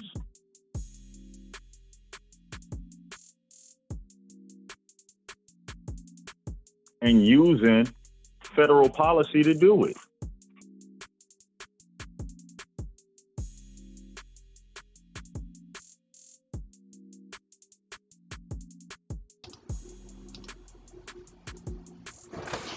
Meanwhile, a lot of the men are dying in all these wars that they fight, being killed by their own brothers. All these Indian wars are nothing more than just one big civil war that lasted from 1624 to 1604 to 1927 or something else like that.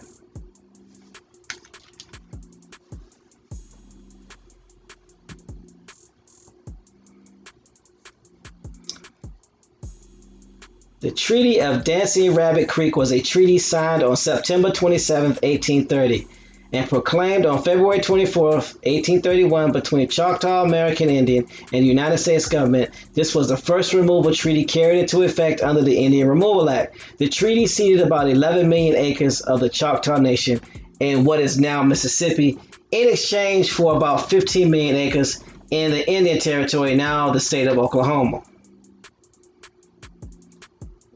So you see,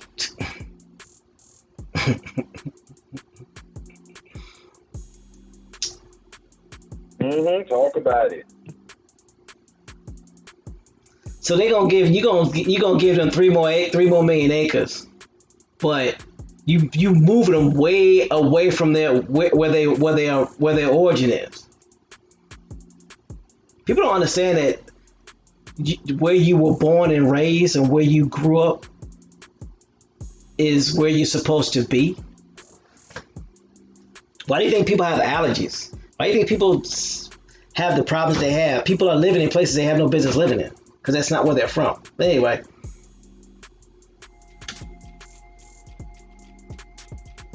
What was that? Okay, it says the Choctaw Nation, now what is now Mississippi, in exchange for 15 million acres in the Indian Territory, now state of Oklahoma. The principal Choctaw negotiations were Chief Greenwood LaFleur, Musho Latubi, and Nitukachi. The U.S. negotiators were Colonel John Coffey and Secretary of War John Eaton. The site of the signing of this treaty is in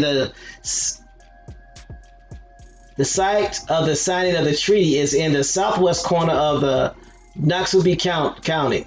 The site was known to the Choctaw as Bak Chukfi Hilha, Creek Bak, Rabbit. Oh, Creek equals Bak and Rabbit equals Chukfi. Place of dance is Ahilha, or Dancing Rabbit Creek. The Treaty of Dancing Rabbit Creek was the last major land cession treaty signed by the Choctaw. With the ratification by the U.S. Congress in 1831, the treaty allowed those Choctaw to choose to remain in Mississippi, to become the first major non-European ethnic group, and gain recognition as a U.S. citizen. Stop. Yeah, remember that because the dude that took over as chief, he ended up becoming, if I'm right, the first governor it was? Yeah, the first governor. I wonder that the Indians that stayed in Mississippi, did they know that they became U.S. citizens overnight? I'm sure they knew something was different. I knew they was going to be paying taxes. Because that's the thing people got to realize. These are Indians, non-taxed, who overnight became taxable U.S. citizens,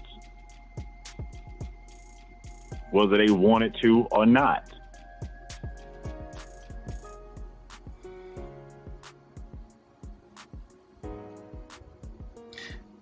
Grand Rising, David Corey. Interesting. You can see the fight here. Taxation without representation. Okay, we're going to be taxed, so later on we start representing ourselves. Right. That's the large influx of melanated representation in all of these states. Yep, that's exactly what it is.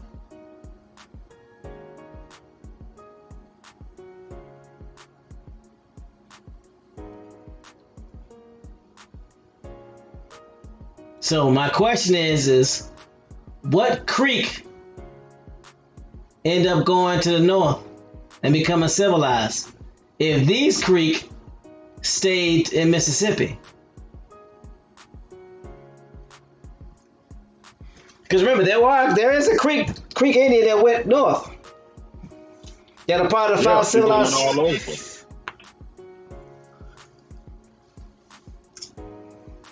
So here's a question. That's correct. So here's a question. One creek was a tribe. One creek was a corporation. Y'all know which is which?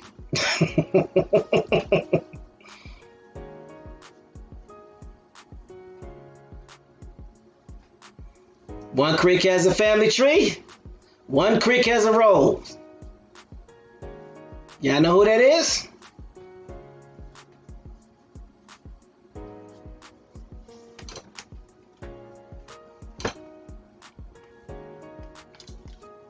This is where we start to see the taking over of identity. This is where we see true identity theft right here. And it reminds me of something that James had talked about when we talked about Chichen Itza, and the Isa had left and came back, and there were fake Isa elders there, and they killed them because those elders were not Isa. So they've been trying to get away with this for a long time. So they found a better mechanism. They found a better way to do it.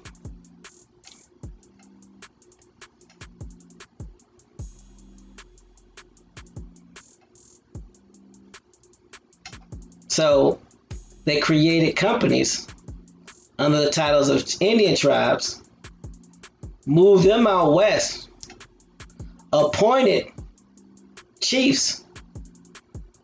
Chiefs were getting the kickbacks while the people were living there suffering.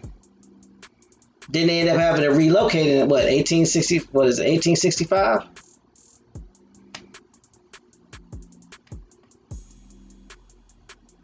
Isn't that around the time when oil was discovered? That's the reason why they had to relocate?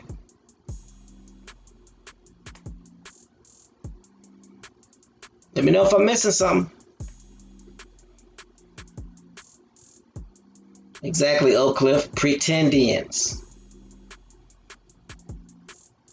So there was a large number of Creek that did not leave. Remember, some of the bills that we did, all they had to do was pick up a Bible and put on those wooden sole shoes. And you go from being a chief to being a deacon or an elder on a board.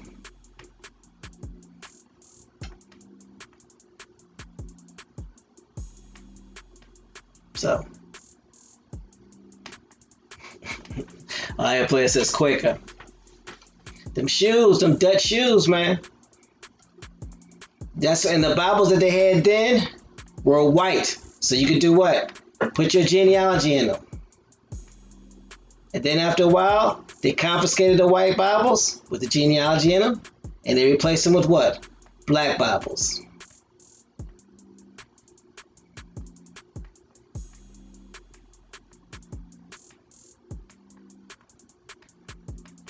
And isn't it interesting that the original the Bibles that they gave you were white?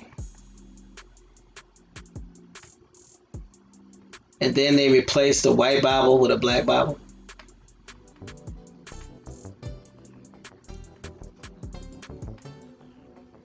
And now that white Bible that you no longer have has your genealogy, but allows somebody else to be you. And all you left with is a black Bible.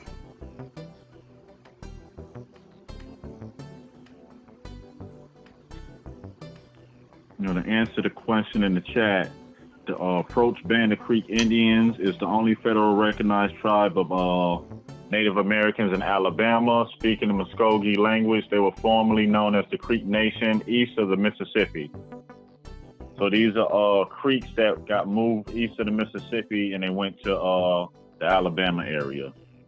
That's just a brief history of what they got on them real quick. If that answers the question.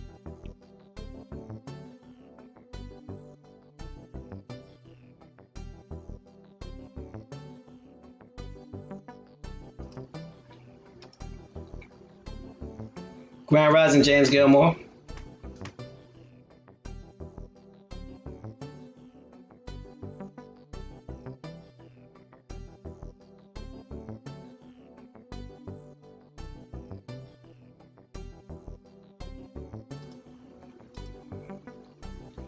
I'm not knocking the religion as far as what it's taught. I'm talking about how it was used to confiscate people's identity.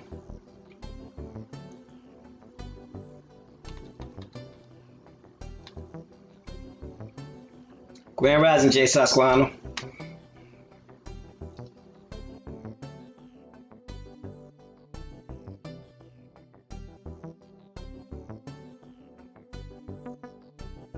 Because you have to start asking this question after a while. Why so much is spent? Why so much work to keep this information away? Why go through all the links to keep a group of people in a particular mind state? Why?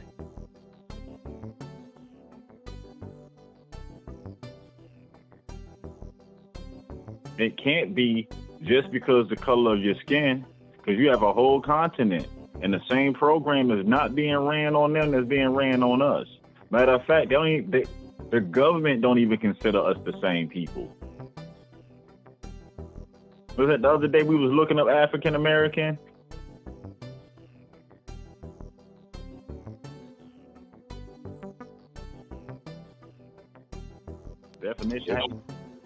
Definition had you scratching your head like, hold on, who does this apply to again? When the definition telling you it's a misnomer, that's a problem. You want to go talk to a librarian? What is this? Somebody explain it. But it's obvious.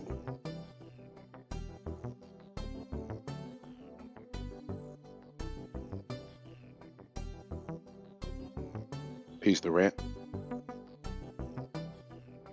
Not to be confused with Kevin Durant. So my question off of this part of history that we're going over today, where are these thousands upon thousands of displaced, homeless American Indians through legislation? Where are they? Where are these same group of people that was up in arms during the Civil War? Where they at? I ain't talking about a picture of 20. No, the way history tell you, all the tribes supported the South in the war. They fought alongside with the South.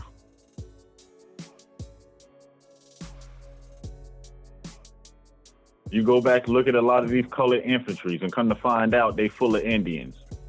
But it's a colored infantry. But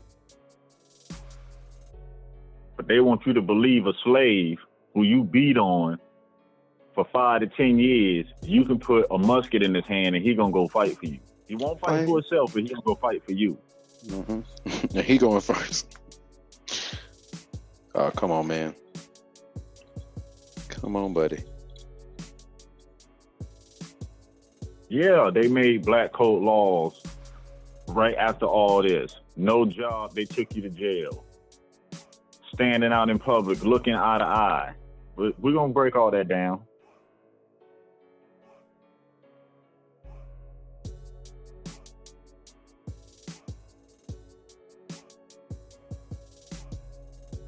But this part in history also telling you what happened to the Indians. That the ones that didn't relocate became U.S. citizens, whether they agreed to it or not.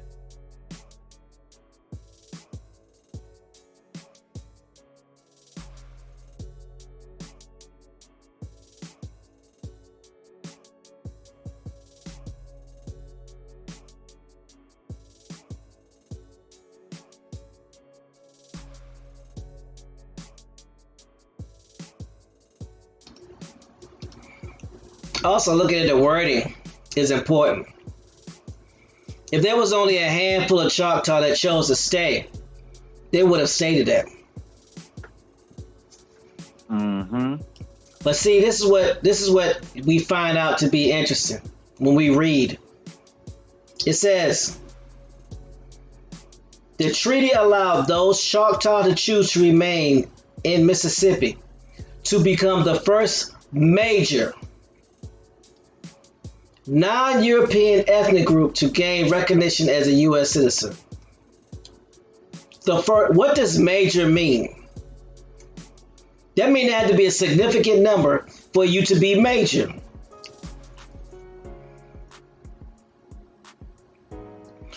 And this goes back to Bones' question. Where are those major non-European ethnic group of Indians in Alabama and Mississippi? Shouldn't they still be there?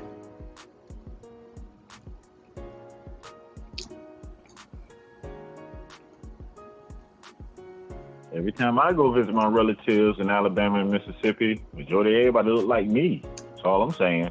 We're not talking about the ones on reservations because they would have said they were on reservations. We're talking about the ones that became U.S. citizens. U.S. citizens don't go on reservations.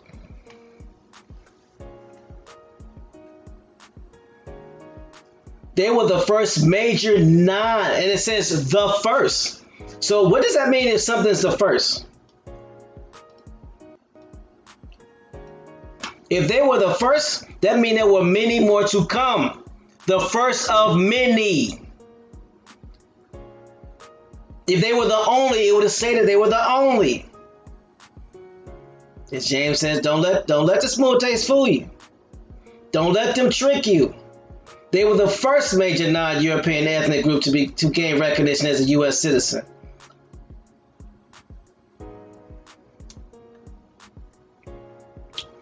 But what about the how do not see they became citizens? Oh, that's right, they were European.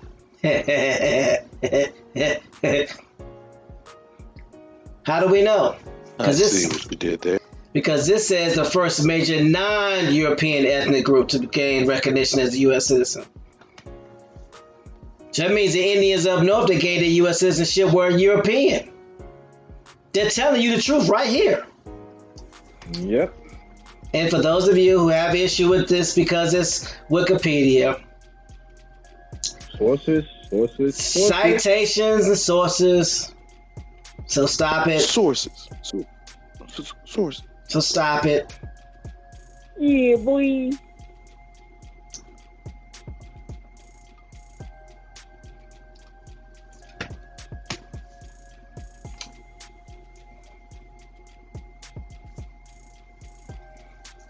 Jay Sasquatana says, I go down there a lot and ain't none, maybe a few, but for the few small pockets I drove through a place called Indian Town. He says, all Negroes.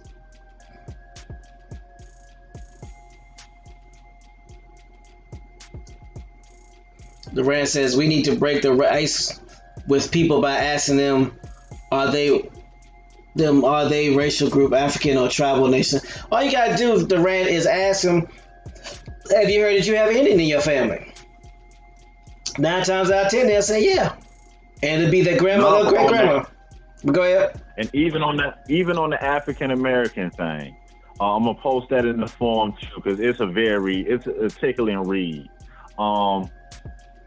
They tell you that a person coming from over there, they have a class. Example: a person coming from Nigeria is considered a Nigerian American. The only time they throw African American on your name is when, what they say, mother country origin is unknown. That was a fun read. Yeah, African American means your mother's country origin is unknown. That's what it means. You literally because the person that's coming from over there, they get the title of their mother country, then the American, Somalian American, Ethiopian American. So I was saying, don't be so vague. What country? How they gonna call you an African American, but then a real white South African comes to America and he's not an African American, and he's from Africa. Come on, son. That's the definition. Nobody coming from that continent. Nobody coming from that continent is African American, but we are. Nobody else is. And these people from that land, man. None of the other Africans from Africa, from the countries in Africa, are considered African American. Not one. Not one. That's us. Not even a half of one. No. Hey, one of them tried and they said no. Nigerian American. See how that don't work?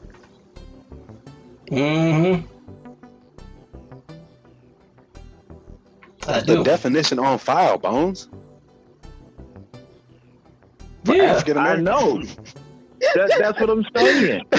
In history, nobody took the time out to actually look up the term African American. It tells you it was created by the media.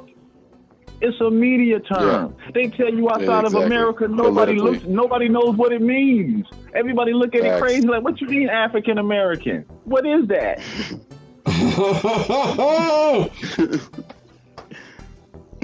You mean South African American? No, that's not what I mean. No. They be like, what is that? That's something that you catch? Can you get rid of that? Can you? No, I need the immunization shot for that. No. I don't want it. Can you give it back? Technically, you can't because they're taking Negro off the census and they're leaving you with that and your options to write things in or choose. And then the more you read about African American, what it tells you by the end of it is just another descriptive term for black. 95% of the so-called African American population don't even identify with the word African American. We chose it. They ain't like it. We keeping it.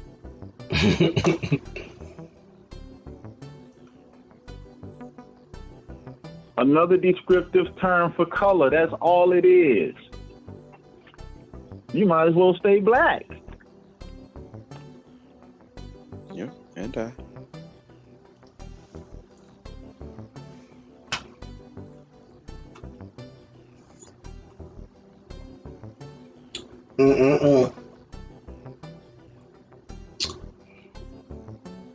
What we gonna be after 2020? Absentee Africans? I'm saying. We all gonna be transferred to Ghanaian American. Is that the country they chose for us? Mm-hmm. Because that's where you're gonna go.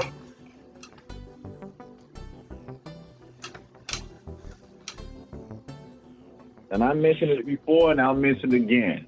It is not a game, and they're not playing games with you. Look up right now, and you will see they are using ancestral DNA to deport people.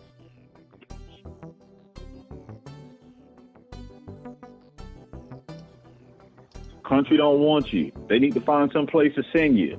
Oh, DNA test. It says you here. This where you finna go.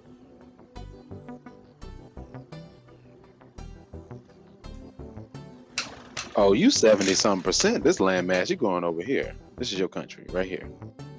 And I need help, relatives. Somebody needs to show me or tell me what is a racial group of Africa, a black racial group of Africa. Please, I need help. I think I'm in remedial in this class here because I don't get it. Hold on, you said a black racial group of what? Of Africa. In the definition, man. That's what these African Americans tie back to. Black racial groups of Africa. But is that one of the 54 states in Africa? Mm-hmm. Black.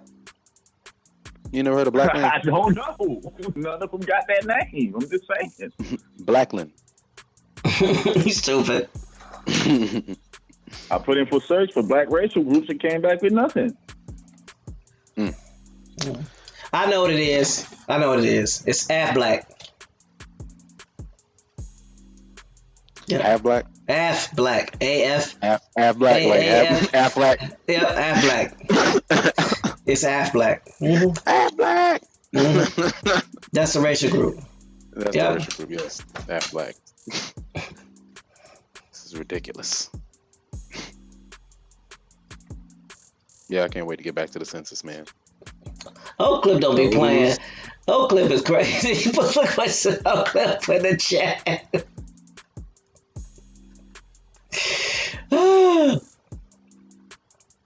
Oak Clip put Ab Black in the chat next to a duck.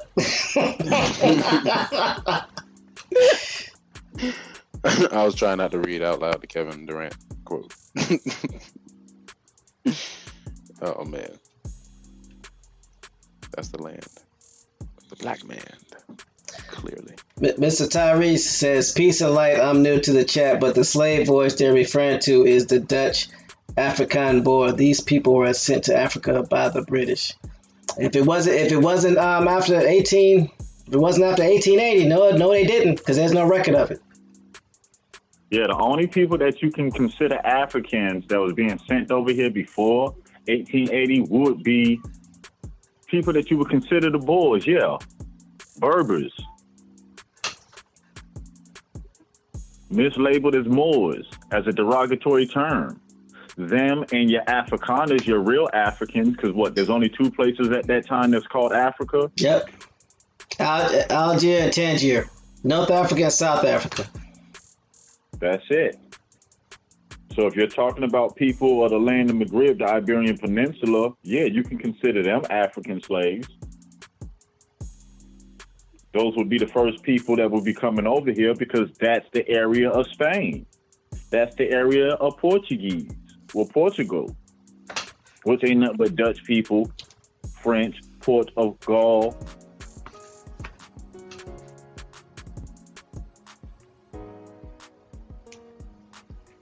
So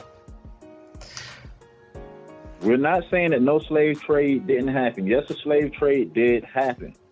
But how it went down in the details, that's the part that got multiple layers put over it. Somebody can explain to me how the Europeans were able to get through Africa without having to get ran over by malaria, which they didn't have a cure for till the middle 1800s to middle 1880s. Then that's when they started going to Africa. All you gotta do is do some research on the race. What is it? What's it called, Bones? The race of Africa? The race of Africa, yeah. The race of Africa will tell you that. The race of Africa did not start till after 1880 because they finally had the cure for malaria, what stopped them from going inside of Africa. They only had ports on the shores of Africa. This is in their own records. And not to mention, people keep trying to say the Dutch West Indian Company sent slaves 1620, which is impossible. Let them know now. Because the Dutch West Indian Company did not exist until 1660. Oh, man. What? It was 1660 ghosts. Is the start date of the Dutch West Indian Company. And the Dutch East Indian Company was over there in Asia, in Hindustan, setting up shop. This is in their own documented history, their charter dates. So this is the one question. Go ahead. You good. Go ahead. If you got Spanish bringing so-called Africans, Spanish are bringing people from Northern Africa, known as the land of Maghreb, people who will be known as Moors. That's who the Spanish brought over, that got relabeled as Africans later on in history.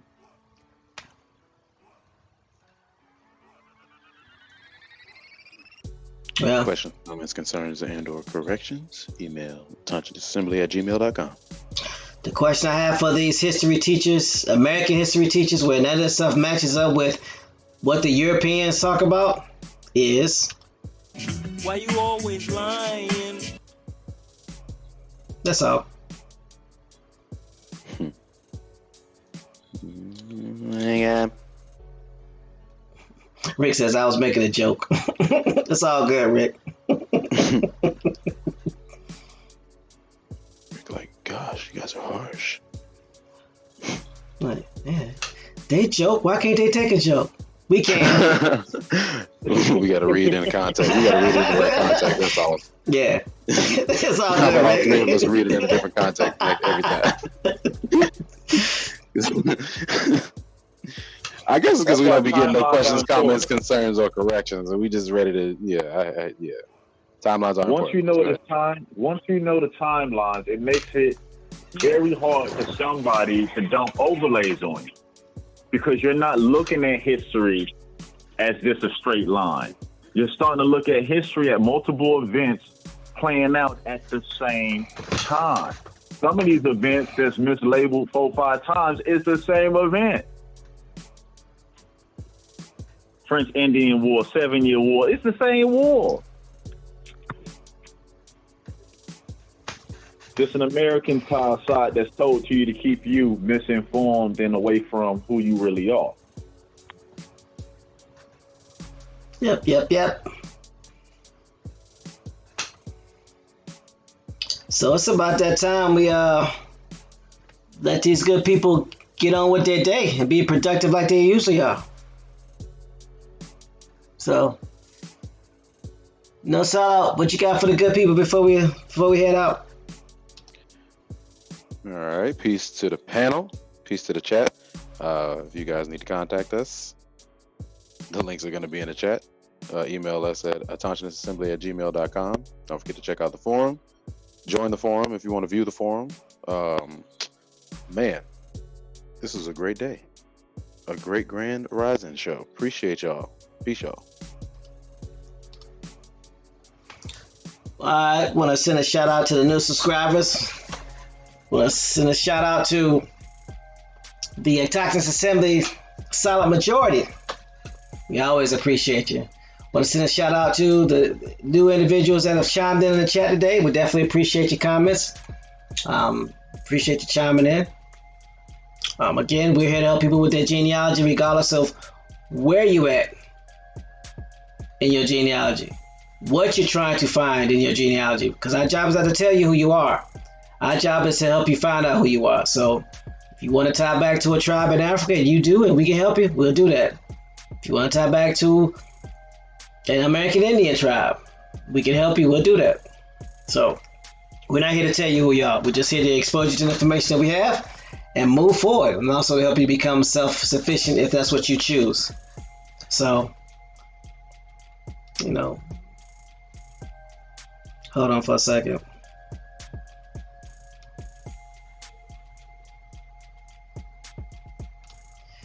Trying to multitask. All right.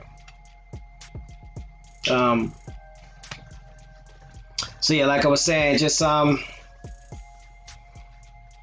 we just here to help. We just want to make sure that we put everything out there for people to know who's who, what's what, because if you don't know who you are, then you don't know who everybody else is. Because once we get everybody back to their original titles, it's easy to see who did what to whom and why.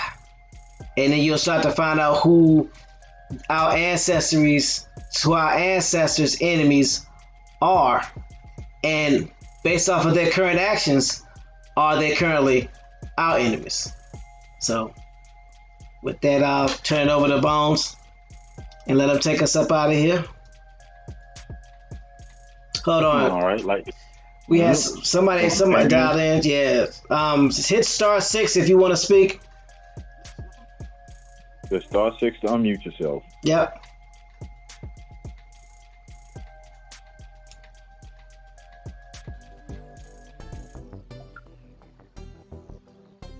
Grand Rising. Grand Rising, how are you doing? Doing well. How about yourself? I'm doing well. I was watching the video and I wanted to know, does this tie in with the, because I was doing some research and I came across the Indigenous Native Indian Adoption Act that started in 1879. Does this tie in with that? Yes, it does as well. Yes. Okay. So, with it tying in with that, what does that mean as far as what is it actually implementing now in its entirety? Basically what happened with some of these policies, a lot of Indians got adopted, a lot of children got adopted by other families. Right. That's why when you trace back through the records and see if you can find them or the area or the location, and sometimes dealing with these records, you're going to have to physically go to these areas because a lot of this information won't be online. It hasn't been processed yet. Right. So in that case, you'll probably be looking for the adoption records of that area. And a lot of times they have them in the churches, the local church of that area, or the courthouse will be able to point you in the right direction. Okay, so how does that affect what is actually being implemented now? How? Because I heard someone comment earlier, like I said, I had just gotten into the middle of the recording, the video, and I heard someone say earlier how it ties into the ancestry DNA. So I'm wondering how is all of that tying in together for right now?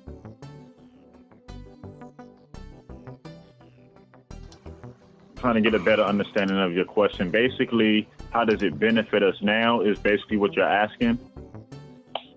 Yeah, how does it benefit us and how does it hurt us? Well, the benefit of knowing who you are puts you back in. Right. Yeah, the benefit of now of knowing who you are, it fixes a lot of the situations that we tend to go through in our life.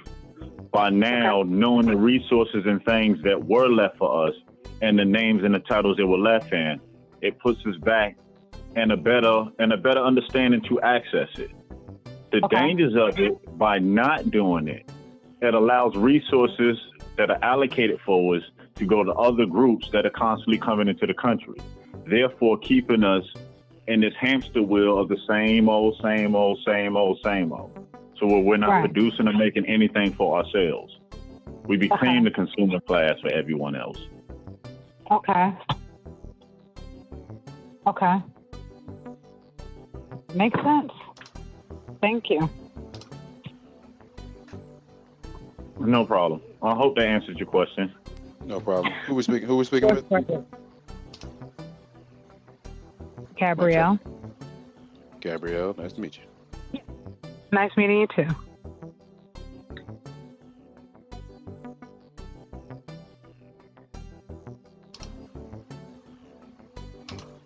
Well, Gabrielle, is there anything that you would like to say to the chat while you're here?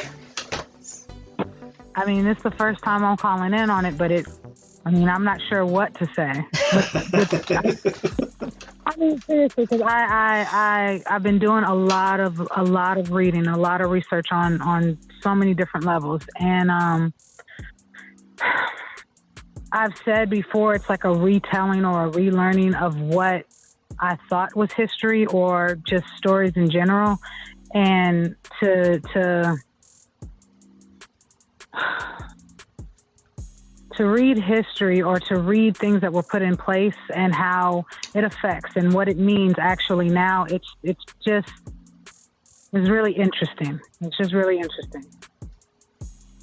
Yeah, we agree. And that's the reason why this chat or this forum was created, to help people get exposed to the information so they can find out who they are, so they can know exactly where they need to go from there. Because if we don't know who we are, we don't know where we're going, and all it's going to do is continue to create problems. And what it does, by not knowing who we are, it allows other people to tell us who we are. So I absolutely agree. I recently started doing my genealogy, and what I assumed I was going to find was not what I found at all. What I assumed I was going to see was not what I saw at all. What I assumed I was going to read was completely, it wasn't, what I found wasn't even in the ballpark of what I thought. And it's one of those things that I had prepared a lot of things from that. And now I'm like, none of that was true.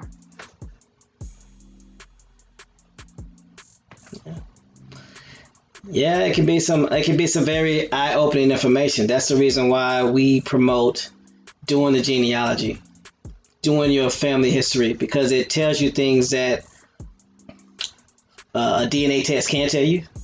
Right.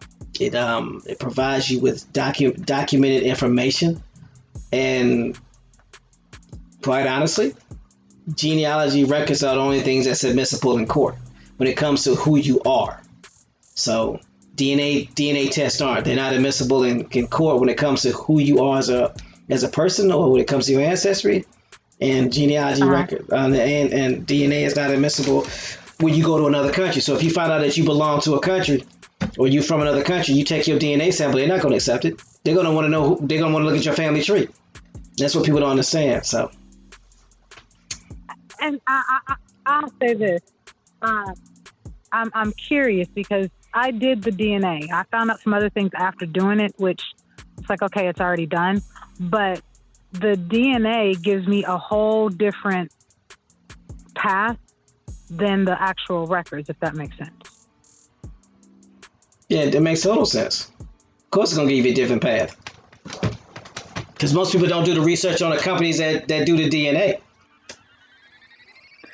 I can admit, It wasn't until afterwards I was like, you know what? Okay, it's already done, but here it is. So yeah, and then also too, before all the lawsuits, and this is public information anybody can look up. Okay. Before all the lawsuits, there was lots of money being paid out by these DNA companies, Ancestry.com and things of that nature, because they were providing false information. So then now the DNA tests read for entertainment purposes only. But they promote it like it's something that's serious. So again, you can always look up all the lawsuits that were filed, and you can no longer file a lawsuit against these DNA companies because it stipulates it's for entertainment purposes only, or that it's not accurate. So, but again, that's something people can look up on. Those are public records. Those are public lawsuits. So. Got you. Okay. So. I'm gonna go ahead and take this other call from this one last guest before we go ahead and get up out of here. But we definitely appreciate you, Gabrielle, for calling in. All right, peace and blessings. Take care now. Thank you. Thank you very much. Peace.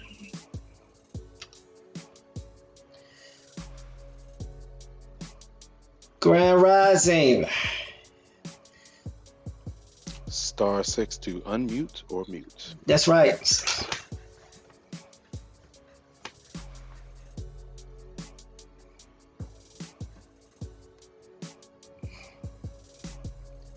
Huh. They coming. Gotta give them some time. There we go. Grand Rising, how you doing? 617. Grand Rising, brothers. This is Frida. What's going on, Frida? Hey, how's everything going with you all? Thank you so very much. You're doing a wonderful job this morning, as usual. I have a question, and then I also have a statement, or maybe I'll just start with what I think is, or what the research I found. The first Bible, white, was introduced to the Algonquians in a fake language by, I think it was John Smith, 1608.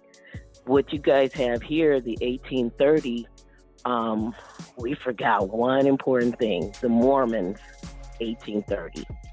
That's when the Mormons started crack-a-lacking and throwing in their philosophies and insanities and all of that stuff as well. My question is in regards to registering or whatever with a nation or tribe. There's the Muskogee and whatever the Cherokee are at this point. They're an organization. That's what they are. Their blood quantum kind of means zero. But in regards to us, as the Sun-Kissed people registering, and even knowing that, or assuming that the matrilineal side is supposedly Cherokee, which would be more feasible to register with, Muskogee or the Cherokee? Because I'm thinking Muskogee, since the Cherokee are so wishy-washy. I mean, what is your take on the whole thing?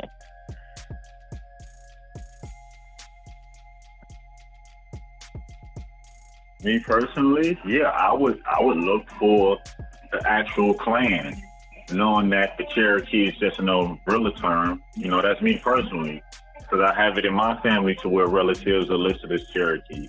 And I don't claim it because I'd rather get down to the actual clan name than to call them another pet name. That's just me personally. Right. Yeah. And also, too, what it does is it makes it more specific, because when you say Cherokee, that's a very broad term.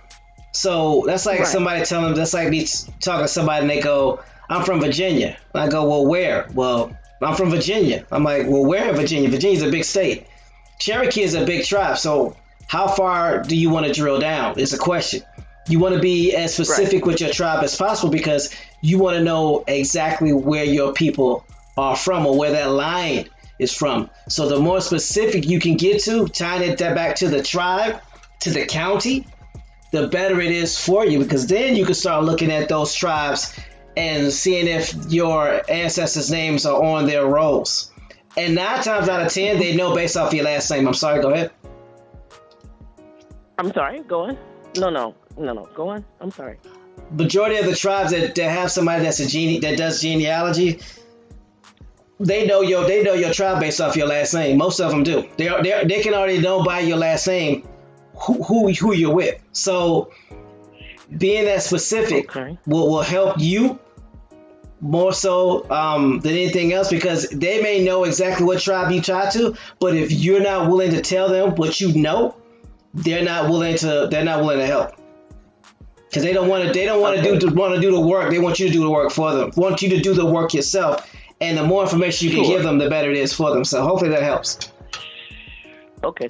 So I guess here's the issue. I can obviously trace the matrilineal side back to Bowie. Unfortunately, that traces it back to, those freaks, the Bowies, who have did Arkansas, Louisiana, and all of that. It does say that they had 13 enslaved folks, also says that one of the family members married a person of color, but and I guess was that I'm gonna screw up the name, the Nazchats that the Bowies had or were in the proximity of, but also the Cherokee. So even in that case, I mean, how much further can one go? I mean, I can clearly do the patrilineal to the Renty clan and leave it at that, and that would be absolutely more established, but that's patrilineal. And even in that, I do have to mention this: as much as everything seems to be counted or based on matrilineal mother side, it all still keeps up it being this colonial father side, this patrilineal side. I mean, the Muskogees went to my brother. I am older than my brother. I am the first of my generation, but they went to my brother. They didn't come to me at all. No one has come to me. Well, you got to realize too, the reason why matrilineal side is emphasized, because that had nothing to do with us as melanated Indians. That had everything to do with the Métis or the Melungeons, who had fathers who were European, who married an Indian. So remember, the matrilineal line, the land goes through the matrilineal line. But if you're a melanated Indian, your father's mother is melanated. You see what I'm saying? So if from that standpoint, that the matrilineal side doesn't affect us. It only affects those who has a parent who's European and one parent who's Indian, who's maternal. That's why they emphasize that so much. But for those of us who have melanated parents on both sides who tie in, it doesn't matter, because if you're an Indian and your father is Indian and his mother is Indian, then he will go through her matrilineal line, correct? Well, that's what I thought. But even in the whole Renty thing, the property went, once the McIntosh whole thing, went over to Oklahoma, Renty went with McIntosh. But that's in the side. What happened to the mother side? Why did the father side end up with the property? Why is Renty's bill patrilineal, not matrilineal? And then even on the matrilineal side, I get that my great-grandmother ended up with property. She had lumber. In fact, she sold lumber to the racists that wouldn't sell lumber to us. She had a lumber yard. I mean, not a lumber yard, but she grew trees in Louisiana. But she lived in Arkansas. She had lots of property in Arkansas as well. Now, I again, did that property come to her via the Bowies, who, maybe we were enslaved by, but then back on the father side, why was the property given to the father, to the male, versus it being given to the female? Well, that could be. Was that confusing? Go ahead, Bones, you got it. Depending on the year, they did something in policy to kind of change ownership. they came up with the asylums and they locked up a lot of the women so the men can't take over ownership. And that's how they did a lot of transferring of wealth and power. Now, the question on the slave part, the easiest way to throw that out is this. History tells you slaves couldn't own anything. So if they're owning property and land, that's not a slave. You get it? And to answer your point about the Mormons, people got to remember, when you go to Ancestry.com, that's the Mormons. When you go to FamilySearch.org, that's the Mormons. The majority of all genealogy research go back to the Mormons. Now you have to ask yourself, why is that possible? When you study their history, the Mormons came across the Catawba Issa, and a couple of them went out west with the Mormons. Okay. Well, I have the picture of my great grandfather. Oddly, the picture says 4-1806, and then it says 3 numbers by it. I've traced these numbers or tried to trace these numbers and tribe and this, that, and the other, and I can't.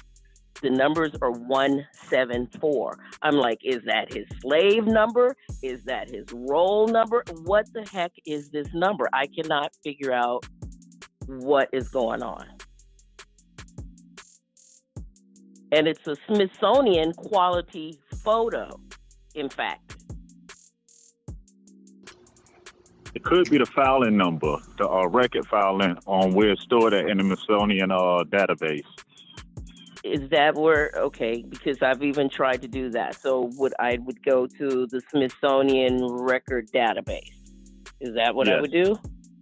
Yes. Thank you. Because otherwise, I don't know what to do. I mean, I keep coming to a screeching halt with this. Other than that, going right back into the Bowie heritage, which obviously goes back to Scotland, and their whole thing. That's where this stops. Otherwise, it's, the nation in which they were inhabiting, the Natchez or whomever, and you know what I mean? But other than that, it doesn't seem to go back any further. So I don't really know. I will check the Smithsonian. I have sent the picture to you guys. Can I send it to you again and with his name? And I'm still going to do as much footwork as I possibly can, but it would be awesome. Most definitely. Send that, please. Okay. Yeah. Thank you. You guys have a wonderful, wonderful day. And I thank you for every day that I get to tune in and am taught. I learn something every freaking day. And it's just amazing. Plus, I love to hear you guys giggle and things like that. I think for me, I don't know about anyone else, but I grew up in the beat them and teach them household. So to have you all do this, to share information and knowledge in a way, I mean, and it's hardcore. This is not delicate information. This is not for the weak and the weary. This is hardcore information, but for you to be able to do it in such a way that doesn't hurt. It doesn't hurt. I mean, perhaps it may hurt the melanin impaired, but it doesn't hurt me, to find out, the treachery, the deceit, this, that, the other. I mean, I pretty much figured that anyway, but I really appreciate the way you all deliver information. And I just have to say that again. Thank you, thank you, thank you. So I'm out. You all have a wonderful day. All right, thank you. We appreciate you, Frida. Thanks for calling back. And thank you again. All right. Later. Bye. Peace. Peace to Frida. Peace to the chat. Really? She gave us permission to cut up, TMH. She can't say nothing. Thanks, Frida. He added it to the list of thanks. Wow. She got added quick too. She just I thought you're supposed to be initiated into the list of thanks. No, she's just straight in the fire. Just make my job harder. It's all good. I still love you. Can't wait till tomorrow's show. Really? That's what we doing. That's what we doing. Yep. And the post production. As long as it's on you.